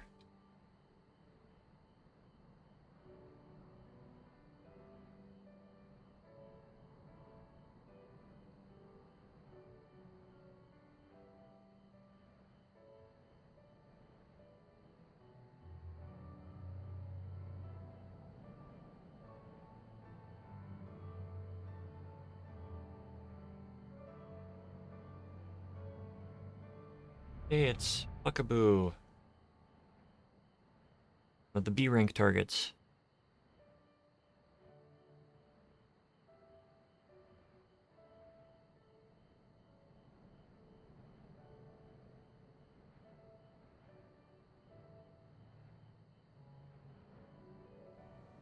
When leveling, and when you are leveling alternate character or alternate jobs, the hunts.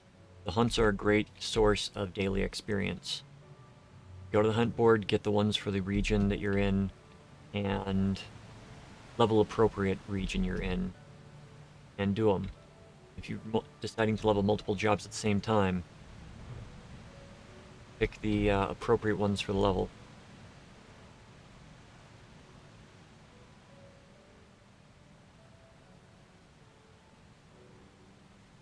Might not be an amazing amount of experience, but it's a chunk that you'll notice.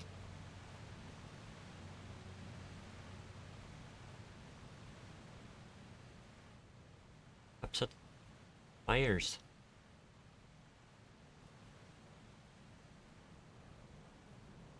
That's a big negative.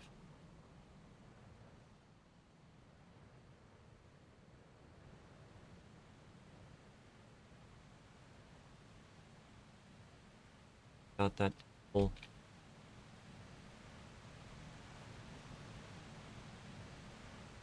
Where the fires are. Actually surprised that it's taking alpha scape.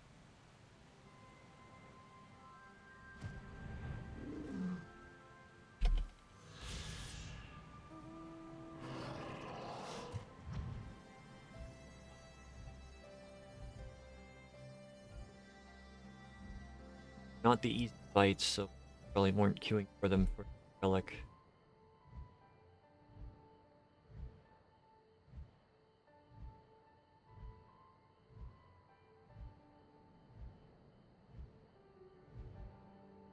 Going in for the relics, you best to go for the one that is fastest to clear, so that you don't have to spend a lot of time. Calculate for speed and ease of completion. There's one over here somewhere.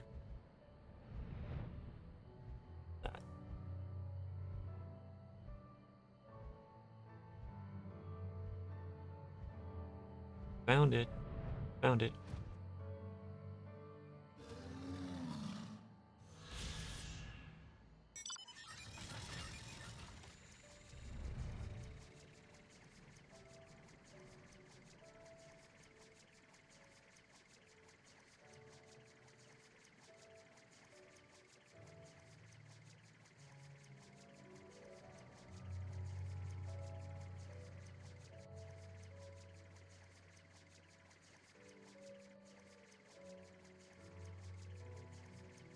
Makes me wonder what this place looked like before all the destruction happened.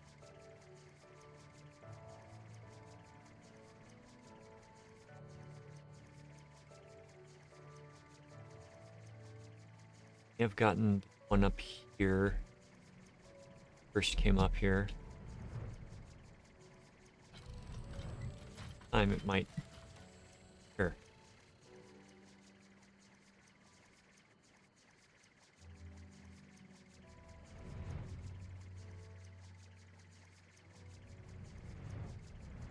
Side of the ziggurat itself.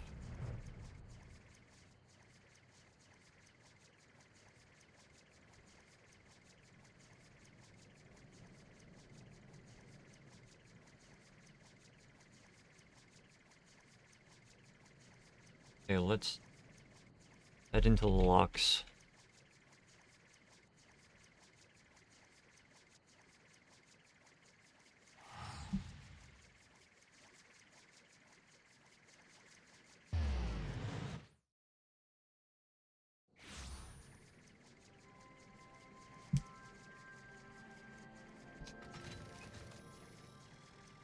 Okay, so I said there was going to be one up here. And there was, I think it was right here.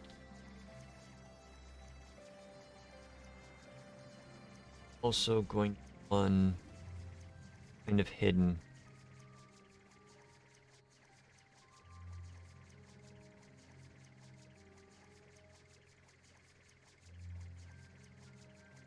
There's one that's literally going to be inside above a door frame.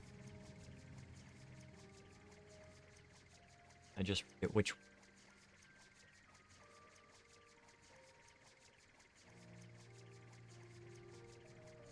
Check.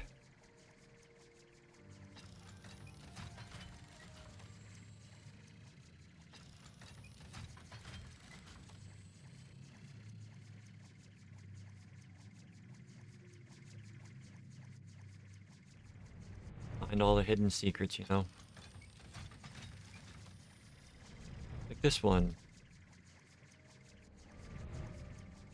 Up out here. No idea what that area is for.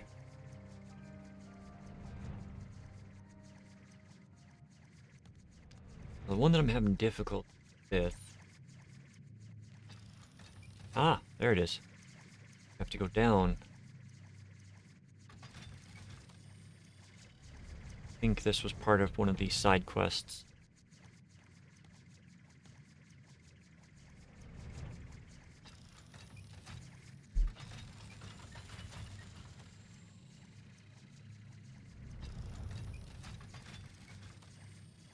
Now we're just looking for the vantage point from which to scout upon the rest of the world.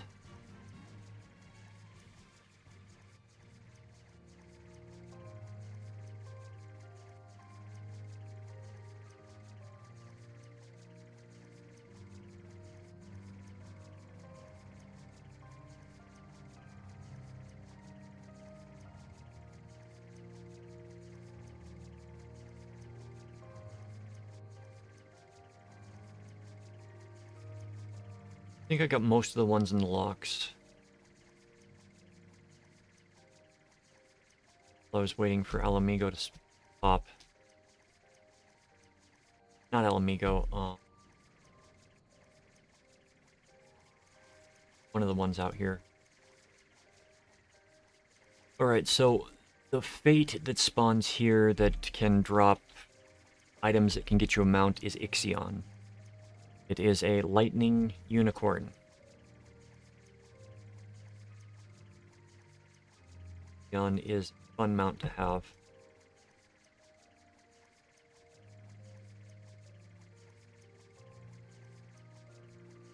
This actually is surprising me. Didn't expect it to be this difficult to get into Elfescape. I expected the others to be harder to get into, but...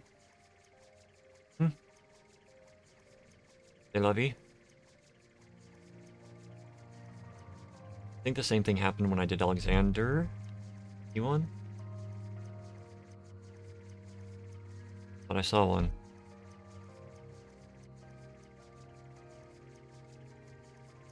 White Isle.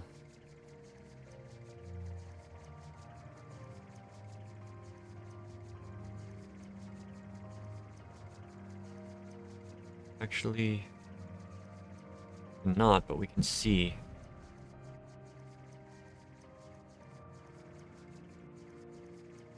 That is a big city.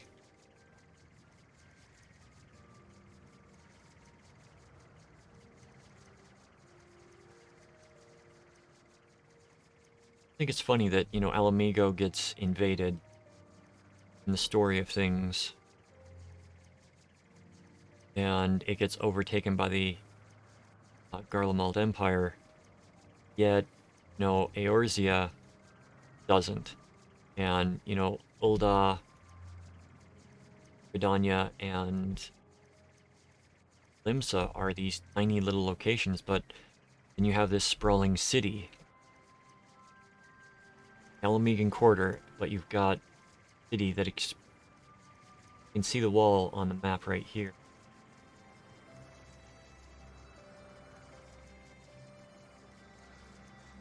That could just be the wall of the area, but the big city. Bigger than Ishgard.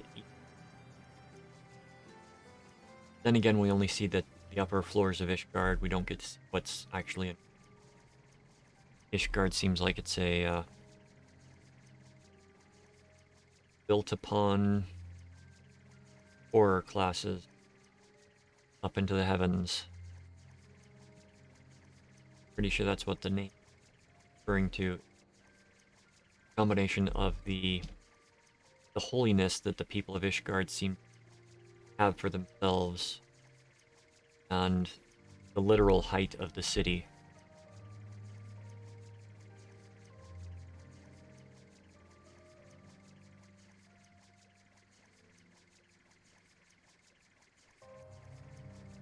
Oh.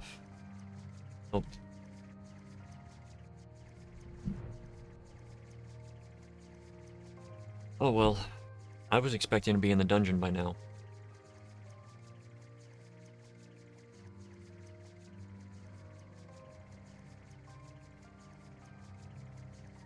More than a little disappointed that we're not.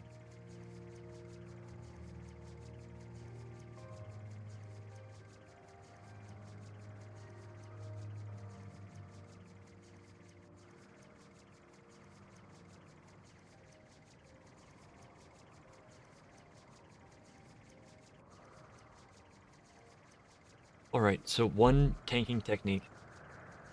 So I've got make the game easier on myself.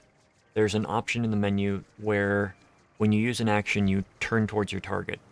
Some people like it, some people don't. I've had it on the entire time, and I actually really like it because you have to be facing the target to see the target in order to attack. Backs to the target, you can't attack it. Some people don't like it because when they activate it, if it's a look away type boss, they don't want to accidentally turn towards the boss if they hit their attack button.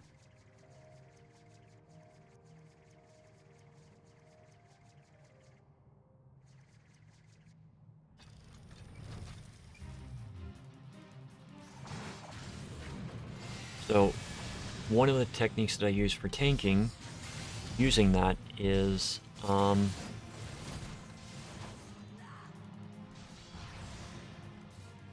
when you run in and you are running forward and you're trying to attack something that's behind you, I will jump and then use a shield lob. Because if you're jumping, so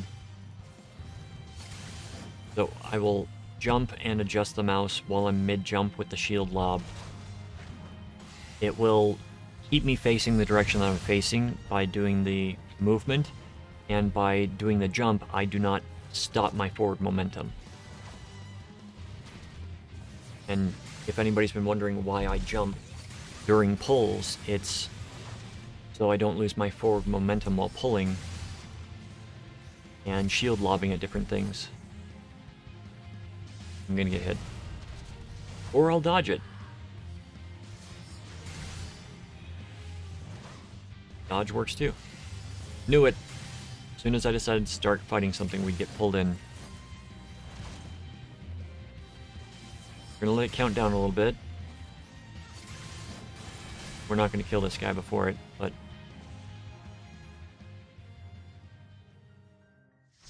AlphaScape V1.0.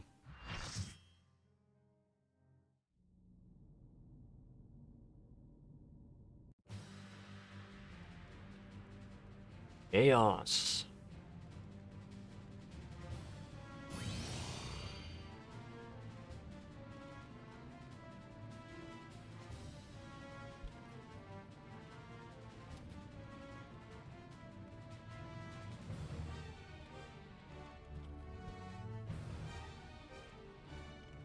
Right.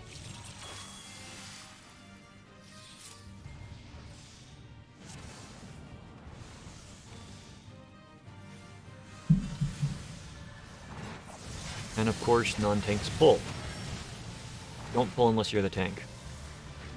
Especially in these. I do not remember Chaos, Chaotic Dispersion. Big wind-up. That might be dodgeable. I do not know. I will attempt to the next time. Latitudinal Implosion. So it's going to go two directions, then the other two directions from where the boss is facing. Dodge appropriately. This looks like it's going to be a ring attack.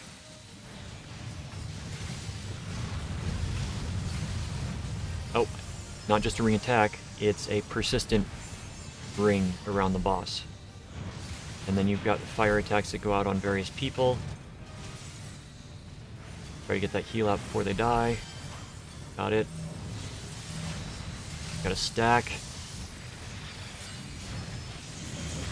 There are two stack mechanics there. Then another one. So you've got to split up into two groups, or those. And they will change. Big Bang going out. Wheel of Fortune. So these orbs will come down and they're going to target and change their direction after the first time they go. So you'll have to move and potentially move again to avoid getting hit by them.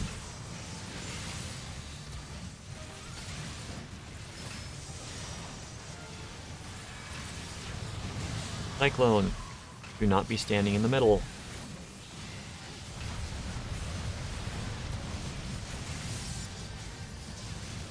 Do not be standing in the middle. Okay, run to the middle, take the wind burn, deal with the damage, then run away from everything.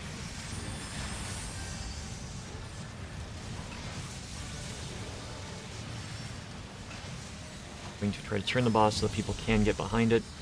Chaotic Dispersion. I'm going to try to see if I can dodge this. I cannot dodge that. Down. Tank Buster.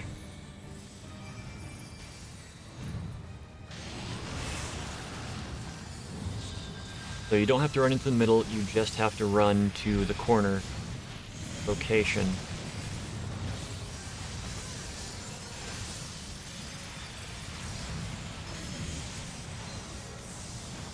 Okay, why did the other tank not pick it up? Oh, because they weren't running their tank stance. Got it.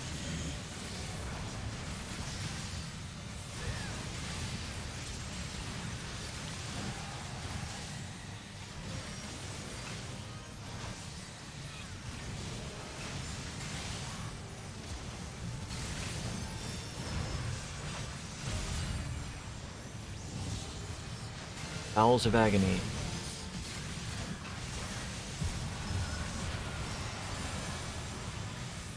Massive damage to everybody. I'm gonna heal somebody else. Okay, boss is gonna jump over here and start doing attacks on us. We need to destroy this dark crystal.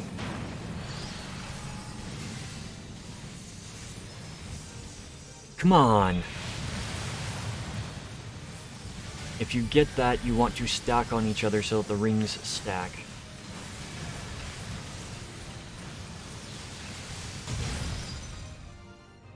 You put the dark crystal in the center of the ring.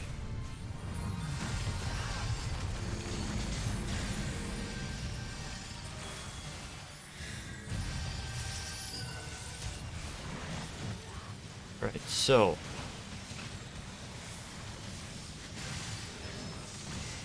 I'm back at the top of the threat. We're going to keep the boss in the middle for the moment. Chaotic Dispersion, I am going to pop a couple of cooldowns for that. That is a tank buster that killed me last time.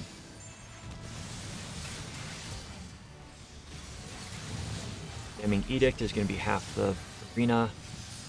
We've got time to dodge.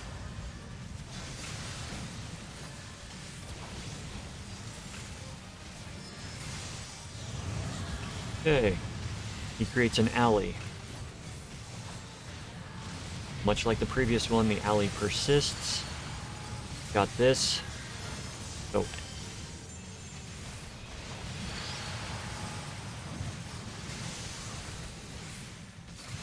It does rings on one group and then the other group. Then you've got this. Nope, nope, you're running the wrong direction. Ah, this is gonna hurt. That's gonna hurt. That hurt.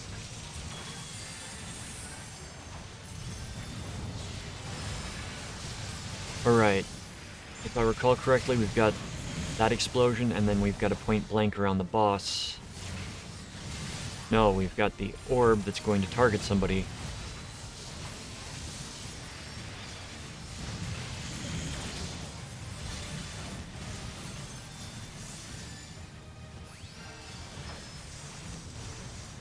If you want to know everything to do in this fight, I will put a link to the fight's description below. Because that was a lot, and I know I experienced it, but I didn't talk about it because I'm trying not to die. So, apologies for not being as descriptive with this fight.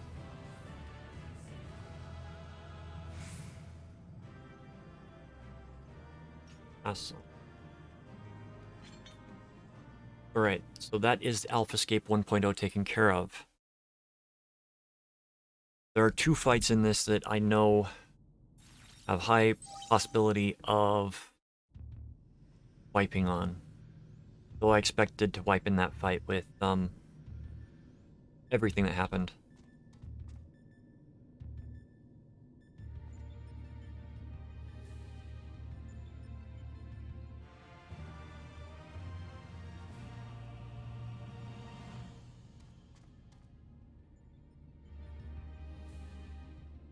Let's hope it's not 20 minutes into this one, too.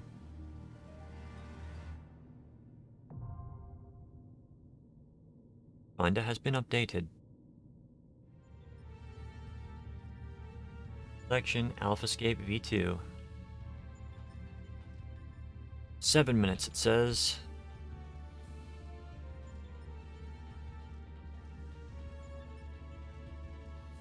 Let's go out and start killing some fates.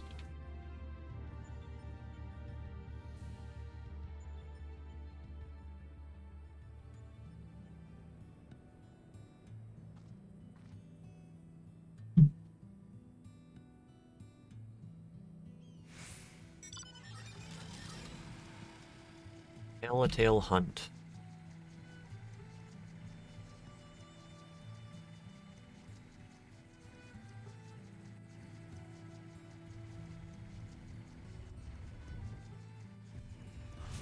Oh, I love these.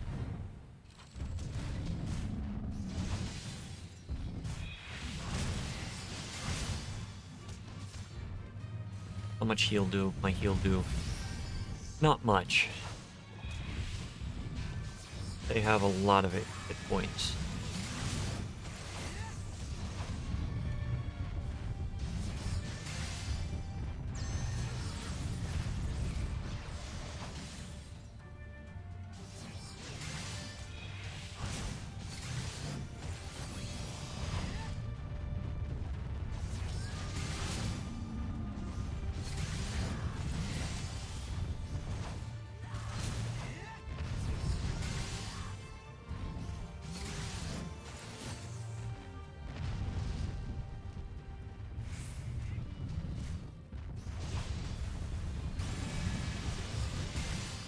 Oh, I got the antlion as well.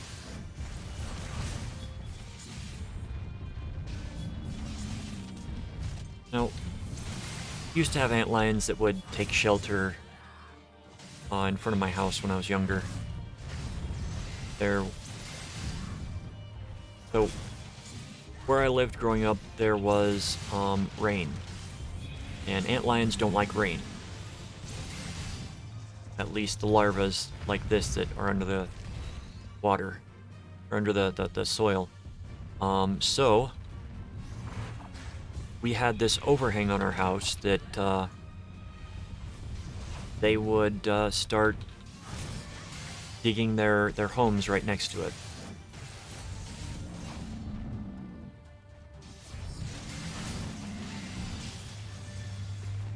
Right next to the foundation, so occasionally we'd go out middle of summer and we'd see these little holes in the ground. And if you don't know anything about antlions, their larvae create these pits. And they wait at the bottom of it. They've got these massive jaws that they use to catch ants. But if something gets caught in it, they will start to like shoot sand up at, or shoot dirt up at them, knock them down into the bottom of the hole so they can grab them. They also have a mild paralytic poison in their jaws, so there's also that. Venom, not poison, venom.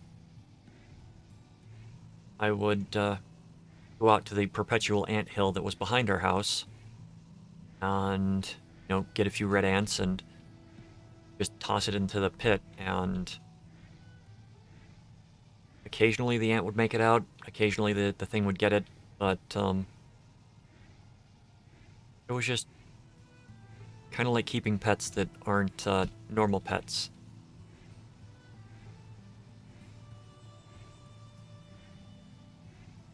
Then there was the time when I just, you know, mimicked.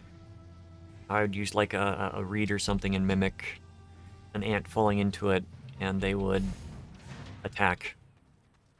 And one time I was able to get it to bite down on the stick I was using, and I pulled it out and got to see what it looks like outside of its nest. And yeah, that's kind of what they look like. Except the frontal thing is actual jaws that are more parallel to the body than perpendicular or moving like that.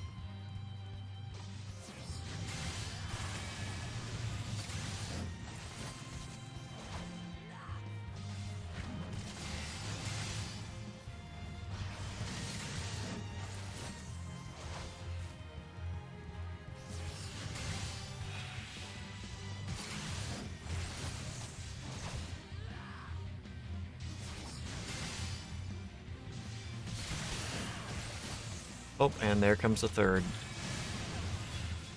Oh no, I might die. Get our bird out. Toss a couple heals on herself. And do some eclipses to generate some mana. Oh, it doesn't do it at this level.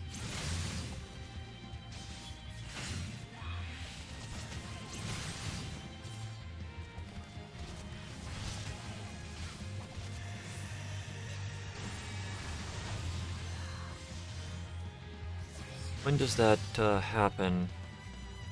Wait. Enhanced prominence. Okay, happens at 66. 65.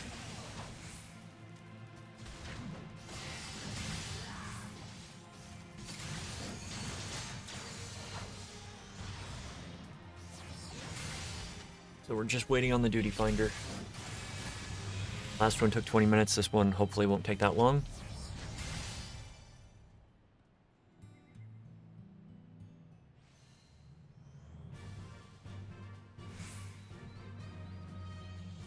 Follow.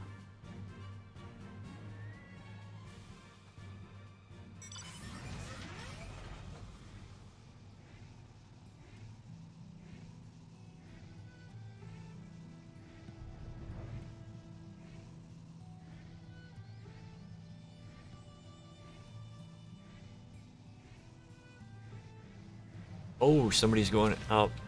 45 seconds left, not gonna happen.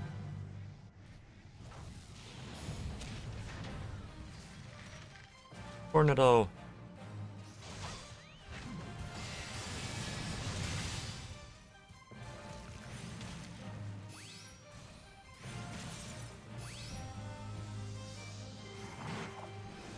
I can't taunt off of him.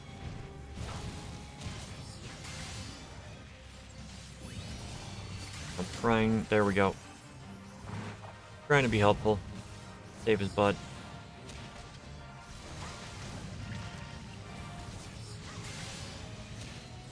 But yeah, 3 seconds, 2 seconds. We're gonna get copper. Silver. 8,000 experience just for stopping and doing that.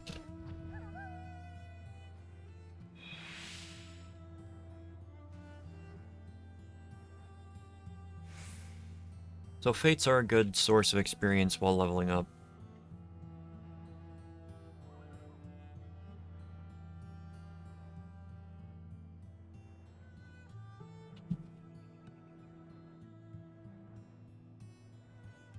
I need a new microphone. This one is just a bit too sensitive to things. I think it captures the voice well. Just I need something else.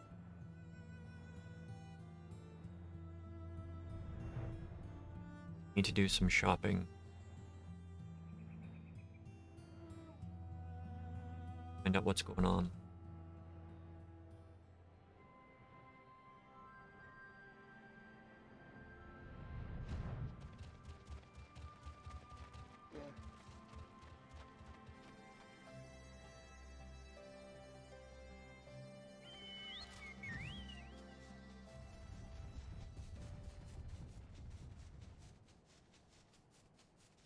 Right, we are at 9 minutes out of an average wait time of 7 minutes.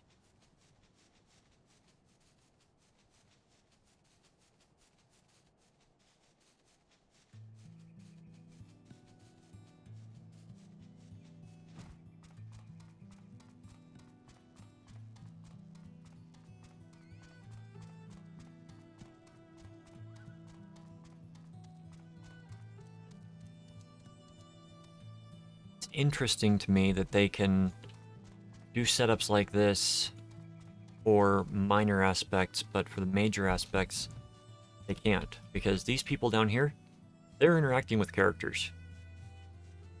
I just haven't flipped the flags to be able to talk to them yet. Because that is one of the Beast Tribe hubs.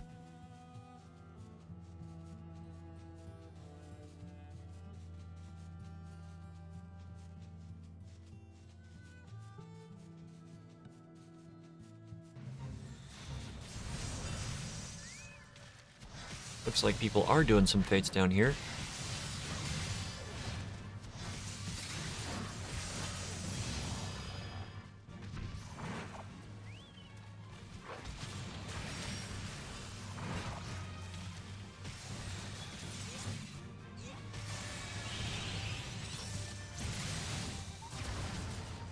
Look like they've got a relic of sorts. Oh, dead hypho.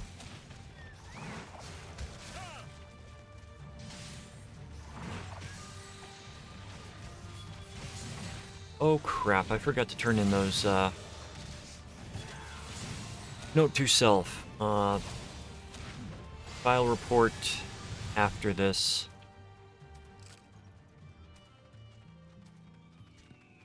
Where's the last one? Oh, there it is. Get this one killed. Get the experience from the fate. And then enter the alpha escape. Go.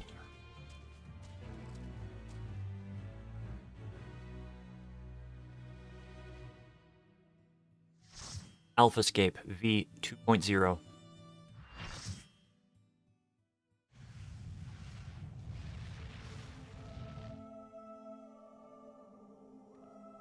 Edgard Sommer.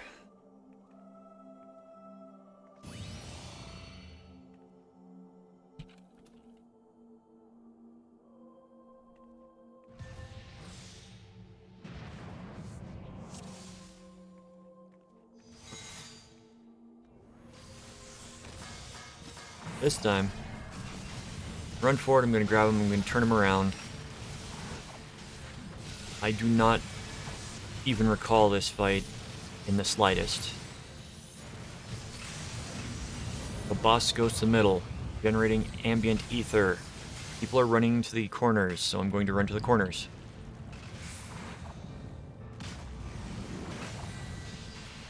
Okay, collecting the ambient ether creates a... When he does circles, it means it's going to be a point-blank AoE centered on him. So...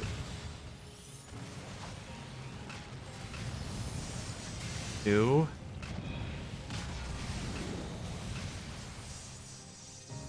Okay.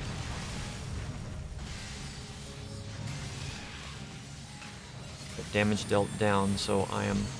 Ankh-Morn, that's a stack mechanic. And that is a stay stacked mechanic. Because people are going to be taking lots of damage. I would have run over there. Okay, draws the ambient ether. It's gonna be this time, it's gonna be... Nope. Run to the side, run to the side, run to the side. Oh. My mistake. Okay.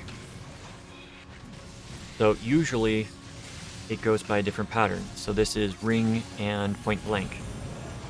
So it all depends on what he does the second one. That's point blank, running. Targets players with electric energy. That a...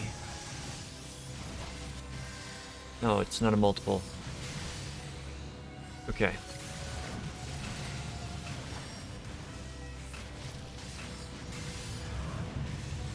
Okay, he's doing it like that first. Like that again. Okay, so when he does it, a double overhead flip, then it's going to be a cross based upon the cardinal directions that he's facing. To his front and to his sides. Ice going out. Gonna create an ice patch on the ground. Got first one like that. Second one like that, so run out of the way. The ice expands, so keep that in mind. Alright, boss just flew away. Got him right there. Do not want to be in his path. Dodge the things on the ground, dodge the things on the ground. Keep an eye out for where he is. Immortal keys. Spawn, kill them. Destroy the keys as fast as possible so we can kill this ancient dragon in the middle. I'm going to establish threat. We may not have the DPS to do this. Heal them. Just in case. Get some heals out for them. That one down. Okay, his ether's not going up as fast, so as soon as we get the keys down, we should be good now that everybody's up. But DPS the keys down as fast as you can. Dragon, make sure it's not facing anybody except for you. If you're tanking, don't be in front of the dragon if you're not tanking.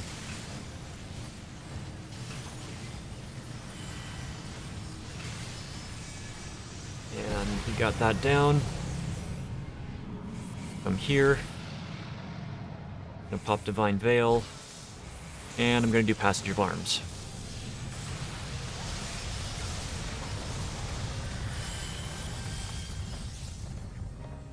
It didn't look like that was a directional attack. I say that because it should have prevented 85% of the damage to the people behind me.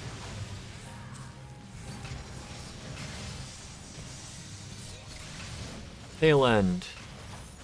I've got a feeling that's going to be something behind him. Nope. That is a Tank Buster. Okay, summoning attack that's going to be moving along the ground. Fire, it's going to be chasing across the field.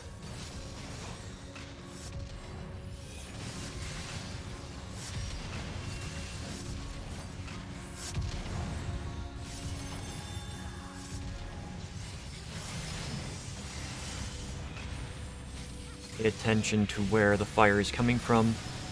I think he's going to be doing ice next. I think in addition to this, he's going to collect ambient ether. So he does that one. And so we want to be standing under him. Remember that when there's ice, you have to know exactly where you're moving. Point your character in that direction and then move. On rock. Gathering in ambient energy. So Unrock is like Alamorn, but it's focused on various characters. Tried to get that person with a heal. Boss disappears again. Where's the boss going to appear this time? Okay, so he's going to be down there. We've got the fire coming every direction.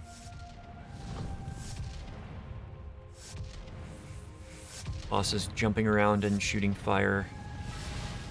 Well...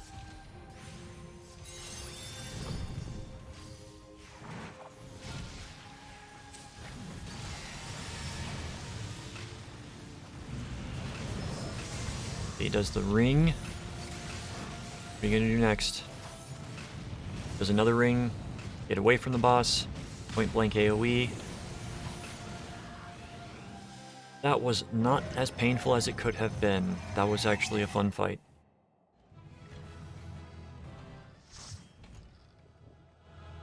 Right, let's get out of here. Go for the next one. This is going to be... I don't know who this is going to be. See if I can remember from the picture it gives me.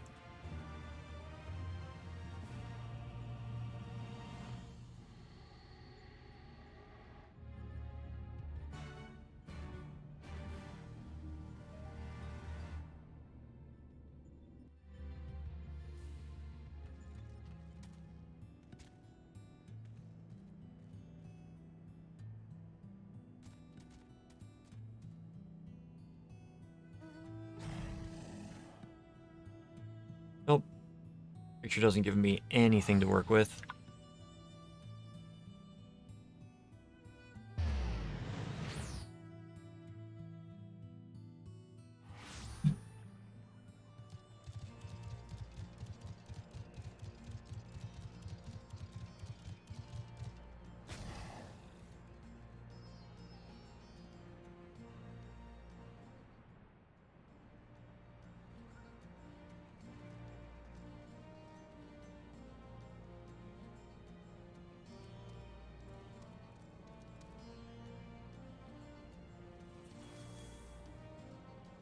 Speak with Sid at the Interdimensional Rift. Let's go to the Interdimensional Rift so we can continue and complete this saga. Only been going for 2.5 hours. I kind of want to start early today because there's stuff I wanted to do tonight.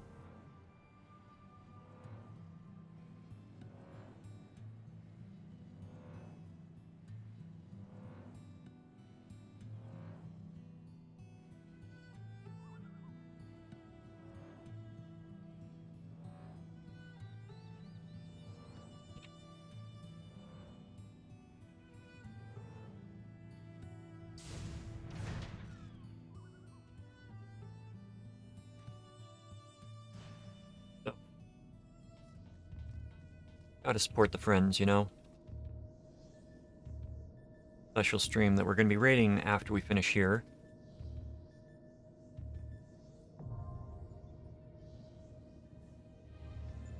So, let's get Alpha Escape 3.0.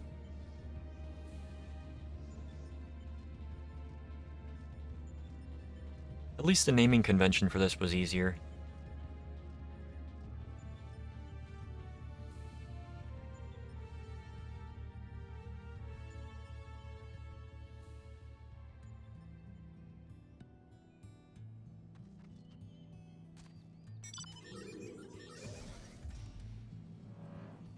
Fate. Mbop.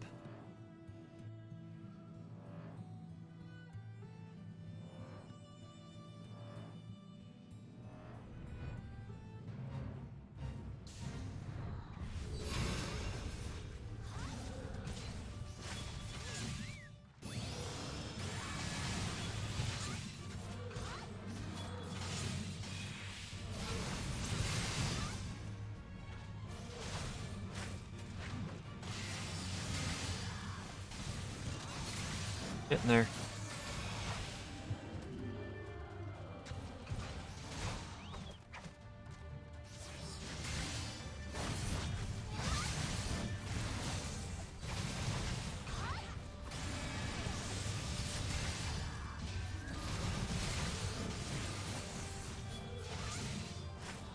Something to take note of when you're doing fates. A lot of the fates that you come across, they're good for learning some fights, especially if it's a single target fate.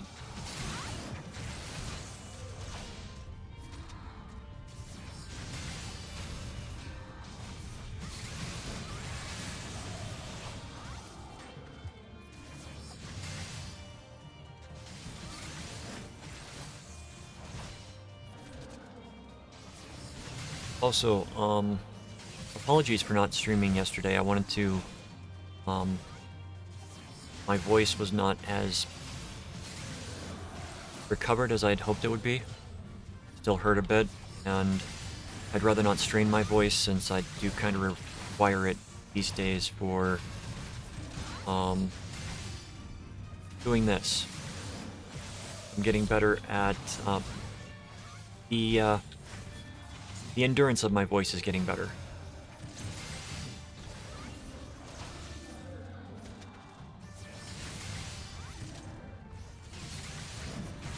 That should be the last one. 100k experience points.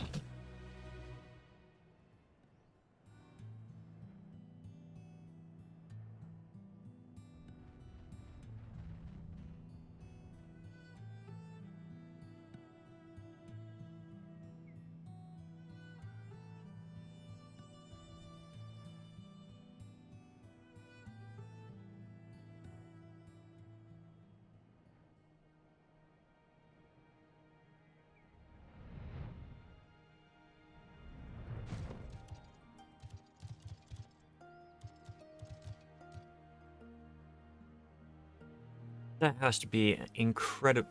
They're either magical on how they're able to stand up like that, or the muscles in their tail are extremely, extremely dense. I just don't like the character design.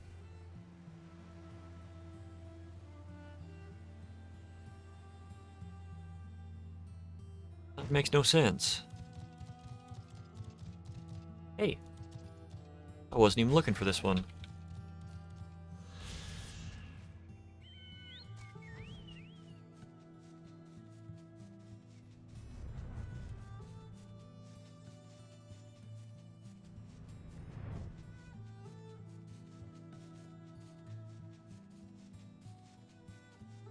Maybe it's right here that has the,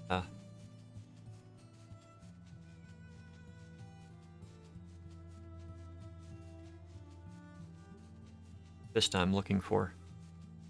Oh. Good thing there are only 2 left.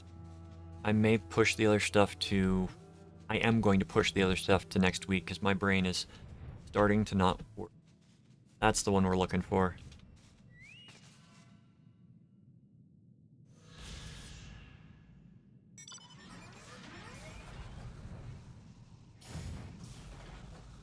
Illid boot.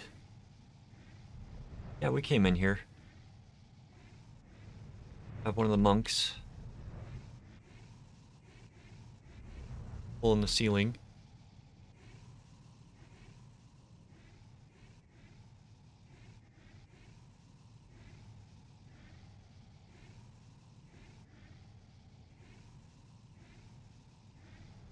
Yeah. Area we can't go into.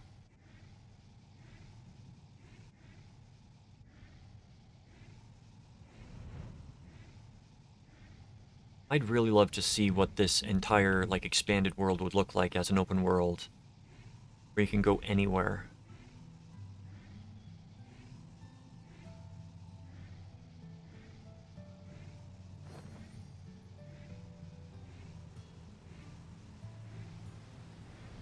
I mean, there are places like this in the real world where you've got massive waterfalls.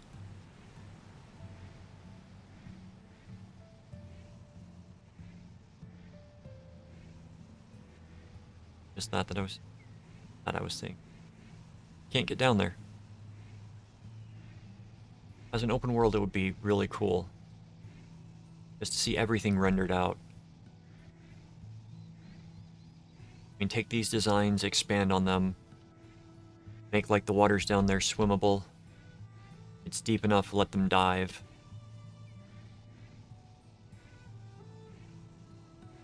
Really cool. Alright, so we just need healers and 1 DPS.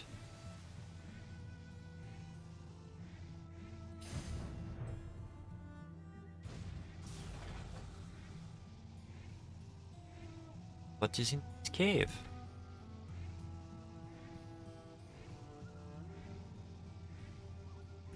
Oh.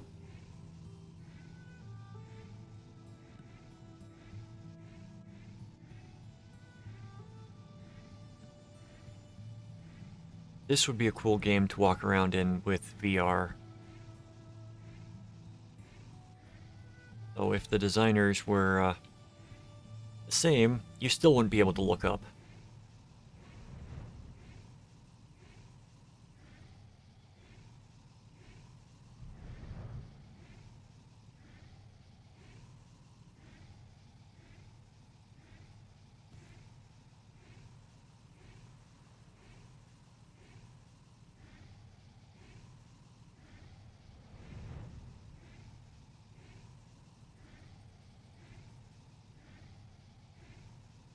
Mountain grizzly.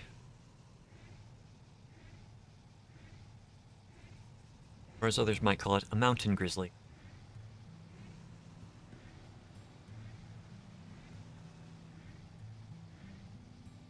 My accent, I tend to drop the T's on certain words.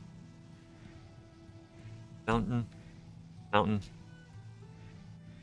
Sure there are others, but those are the ones that come to mind. Here we go.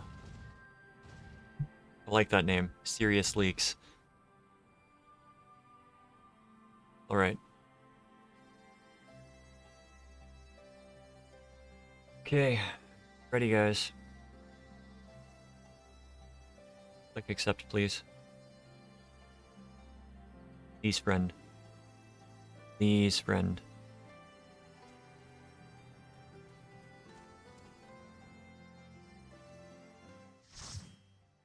AlphaScape V3.0.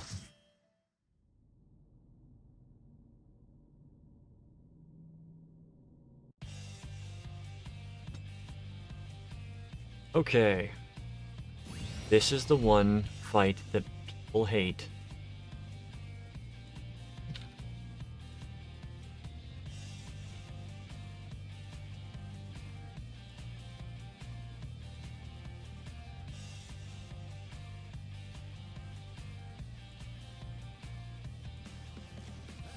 and we will probably wipe because of mechanics.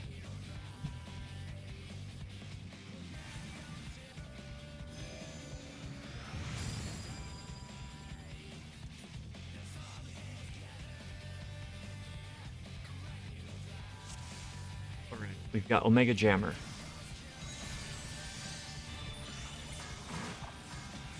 Omega Jammer will be important in this fight. So this boss has a mechanic where it goes left side, right side. You've got starboard and larboard. I forget which is which, but I will be able to tell you after the first time it uses it. Mustard Bomb. That I think is going to target random characters, or it is... That is a huge tank buster. Got it. Okay, Mustard Bomb. Pop. Cooldowns. Larboard, I think it's boss's left side. Yep. And then if it does starboard, it's going to be... No. Starboard, it's going to be...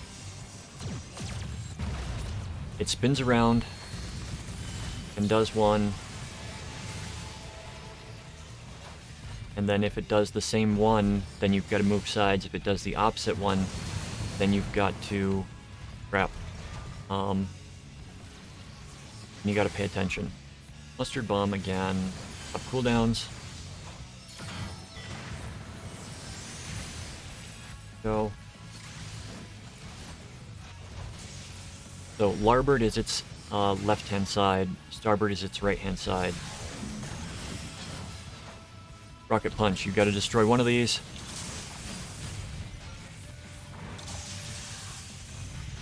Oh no, you use the Omega Jammer. For the rocket punches, use the Omega Jammer on them.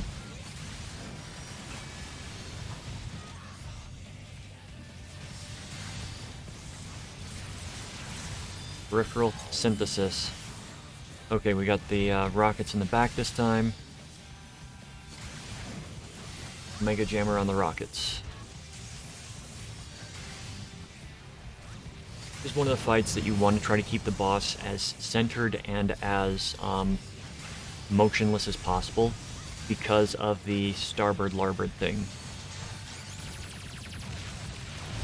Atomic Ray is going to be something that brings the ring out. Get Program Loop. I think this is where most people wipe. So we have to target the level checker and use the jammer.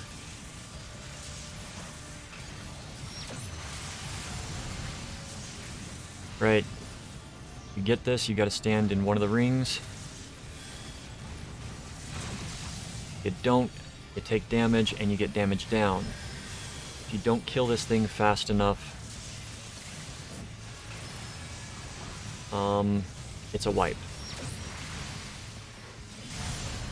Reset, get away from it. You have to have 2 in each of these, I think, this time.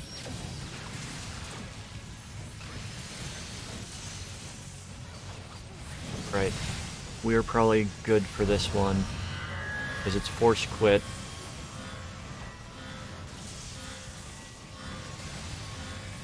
Force Quit goes off, then it terminates the program, we all die.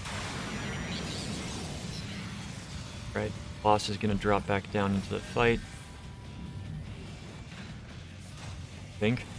Nope. Gonna do Delta attack. Let's get a passage of arms up. Oh, nope. My mistake. Conductive focus. This is where you need to use the Omega Jammer. You need to charge it up to 100%. So unlike the previous fights, unlike a lot of fights where you have to prevent the boss from getting to 100, you have to get yourself to 100 here. So you target the thing and then use the Omega Jammer to charge it up. I apologize for not being as lucid on this fight, not remembering much. Next fight is going to be the fun one, so stay tuned for that.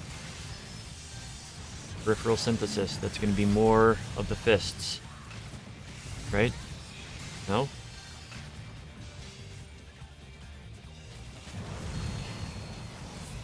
Crap. Yeah, that was totally on me.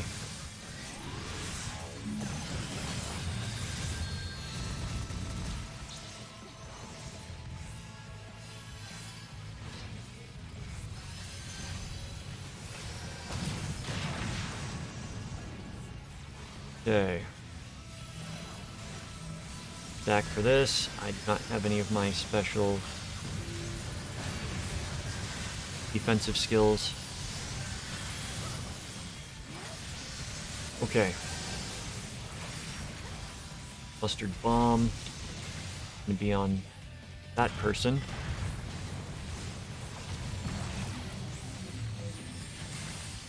Huh. Starboard is its right-hand side. Pay attention. Larboard, same side.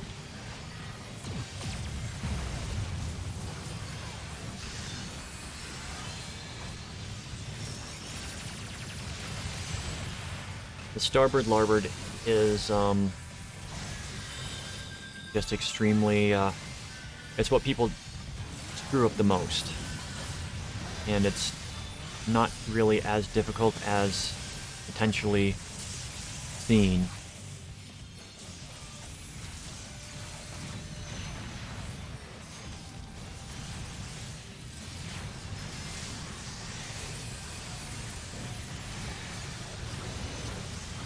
Peripheral synthesis.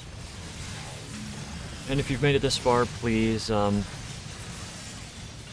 please check below for the actual information regarding fight mechanics if you are confused. Always try to be on the boss's butt because of the starboard larboard cannon.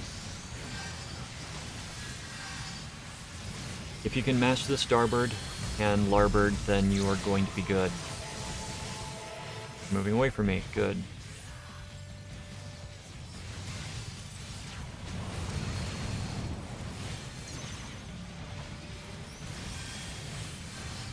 Starboard cannon, I'm going to get hit by that.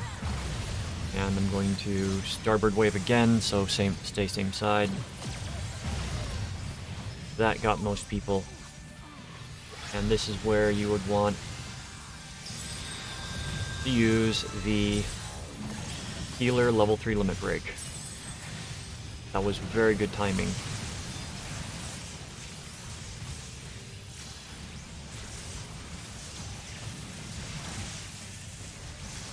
Electric slide.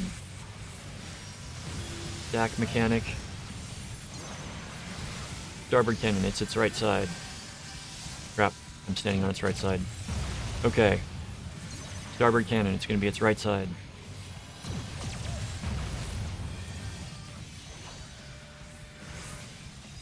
Well, same people got. I'm going to help with the heals for a little bit.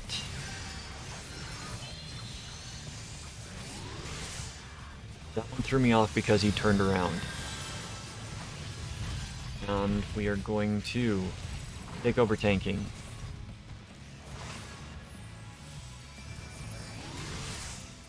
Mustard bomb, we pop cooldowns.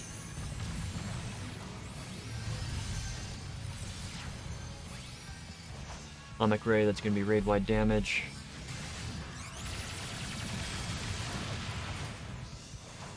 Just let us get there. Let us get there. We've survived the two major problems in this.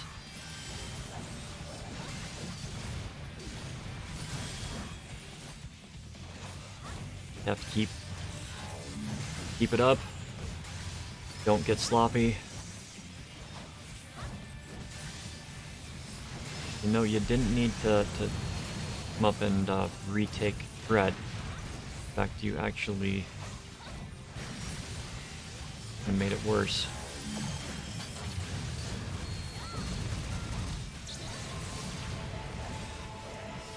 You will want to move. If you're tanking, move it off center so that there's room behind and in front of the boss. But electric slide, but the boss is going to die before it goes off. That's Omega down.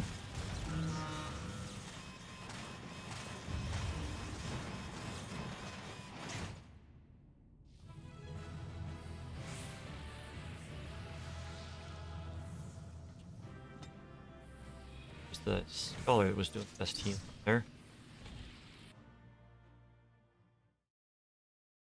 So that is not always the easiest. I mean, that's a very unforgiving fight, as you can see. Oh, it just automatically unlocks the fourth one. Okay.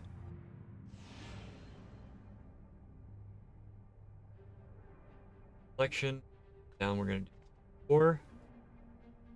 Going right away. Drift.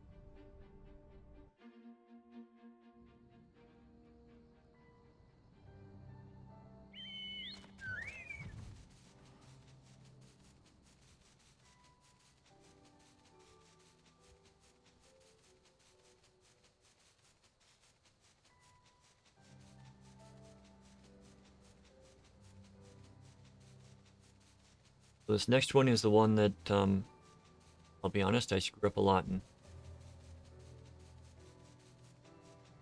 I will hopefully show you what not to do. And as always, look below. Go. Where we go?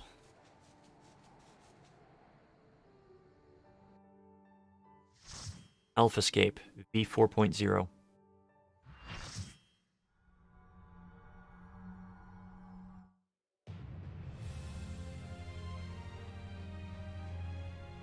This is a 2-tank fight.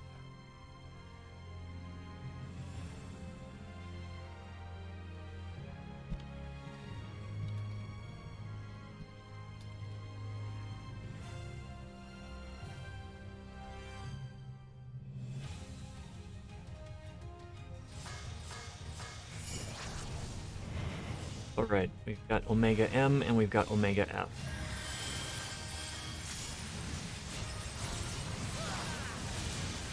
Tank it in the middle.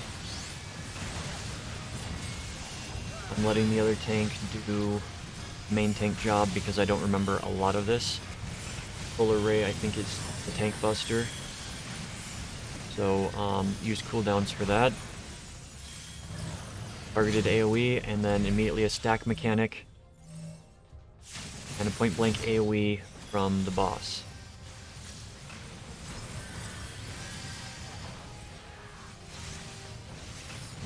Subject Simulation F.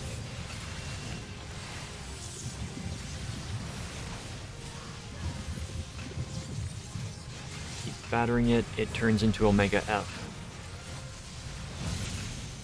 And then it does a knockback. Okay, I think I've got it figured out. That's gonna be a little bit easier if that's how it works. So, if my theory is correct, it means that F does the knockback, male does the point blank AoE.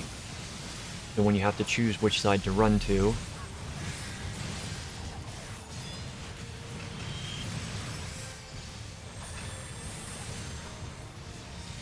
you always run towards the female form. Alright. So a lot of this is dealing with just mitigating damage and dropping the fire in safe spaces, avoiding AoEs,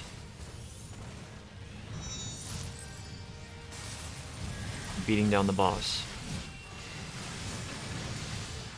If that form thing works, then I will no longer have issues with this fight. That's the one thing that I was not 100% on. Run away. Because he's gonna do, yep, point blank AoE like that. Synthetic shield.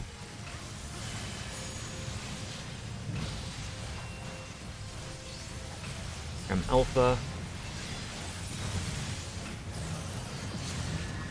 Attack mechanic, and we gotta run to the middle. Efficient blade work, run out. Point blank AoE. I'm gonna drop my tank stance just momentarily.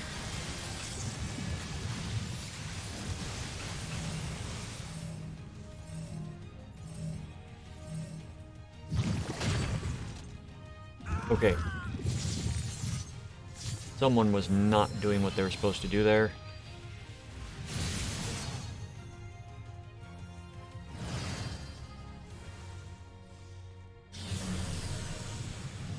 And that's probably going to be a wipe.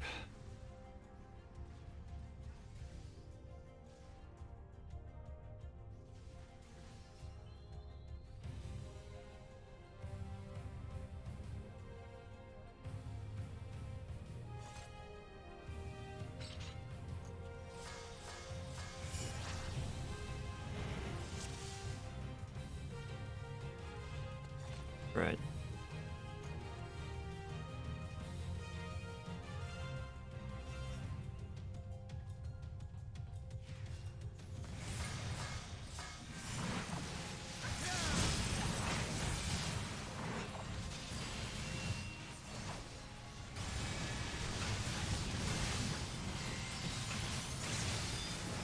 I think I've got it decent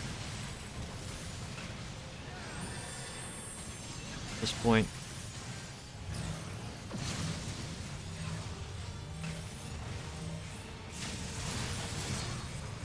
Alright, so I am taking it this time. Boss come to me. Subject simulation F. Does a knockback when it comes in, and I may have gotten us killed here.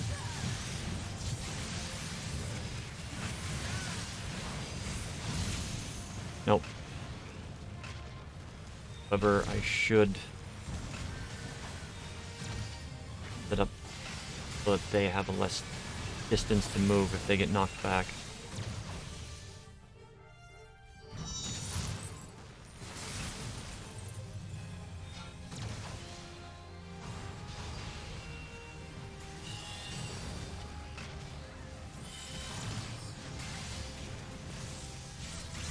Ray. Yep, that's the tank buster.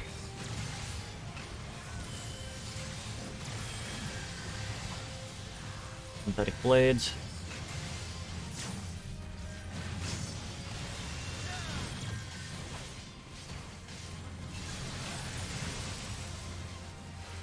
Fire, and we got the alley.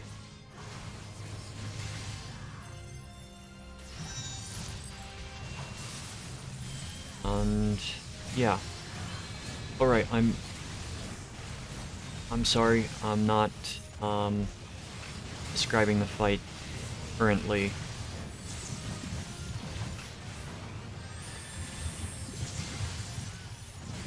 It's gonna be that, and you want to get away from the boss after that transition.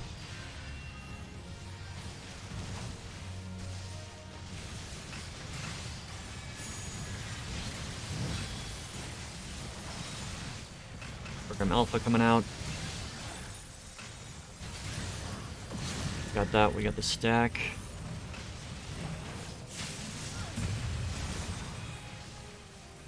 Got the point blank AoE. I'm gonna try to get a heal off on somebody.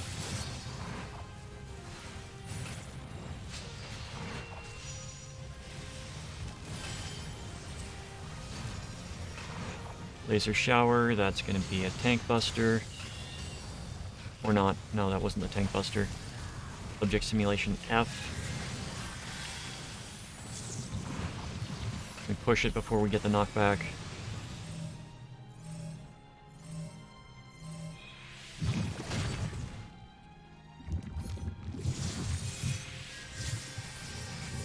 Okay.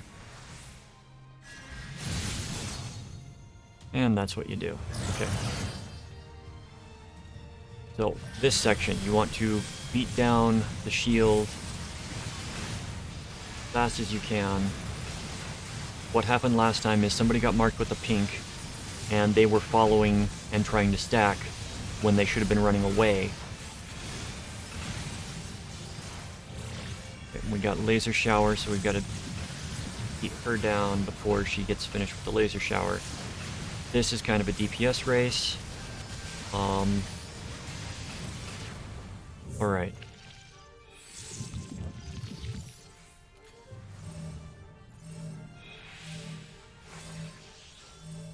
Do not want them next to each other.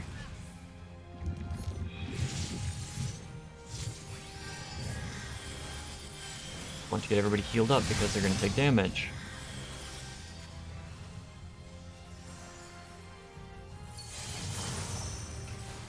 Ah, crap. Preventing dealing damage to F. So you will get assigned damage based upon your... You'll be blue or red, and you have to deal damage to specifically one or the other.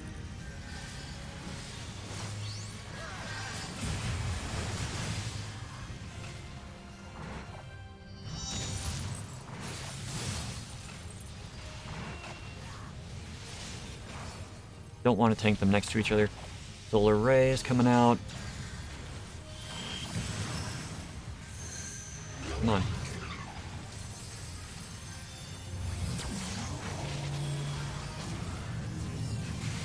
Eyes opening, I don't know what that means.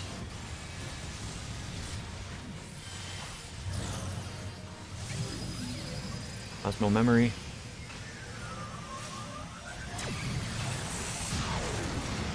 That's just damage. Okay. Oh, come on, get away from each other. Get away from each other.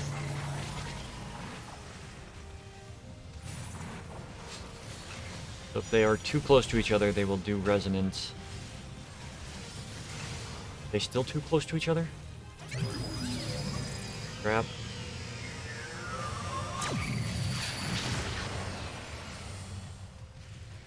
Not really many places that I can move there.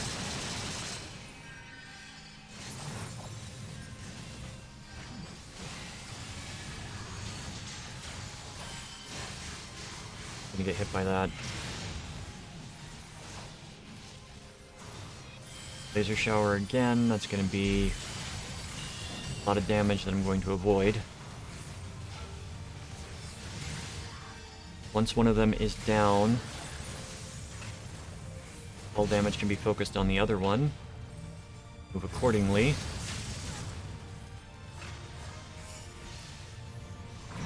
This is really a dance, and I do not know where I'm supposed to be for a lot of it. So, I apologize if you're watching this and you are saying, no, you shouldn't be doing that. You shouldn't be doing that. Because I agree, I shouldn't be doing that. Trying my hardest right now. Almost got mail down.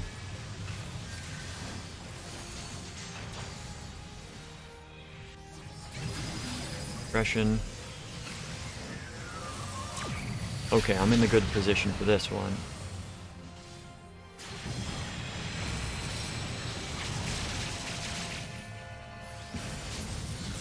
Okay, mail is down. Let me get some heals out on the healers.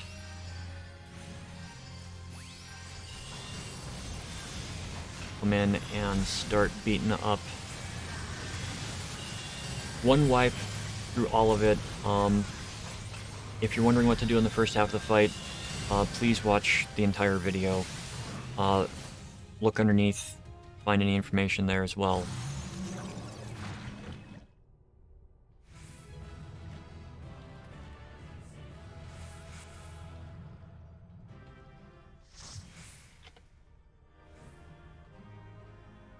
We're gonna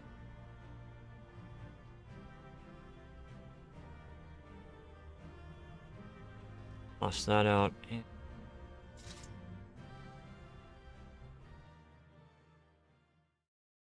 that is the completion of the Omega raid. Push it up. one last little bit to do, but those are all the fights. We're gonna be going into completing the rest of the storyline come Tuesday. I don't feel up to doing it today. We'll have some work to do. So, we got a few things left to do. Take care of yourselves out there. We're gonna go and we're gonna raid out. Hope you found all of this fun, enjoyable, and you have yourselves a wonderful, wonderful day.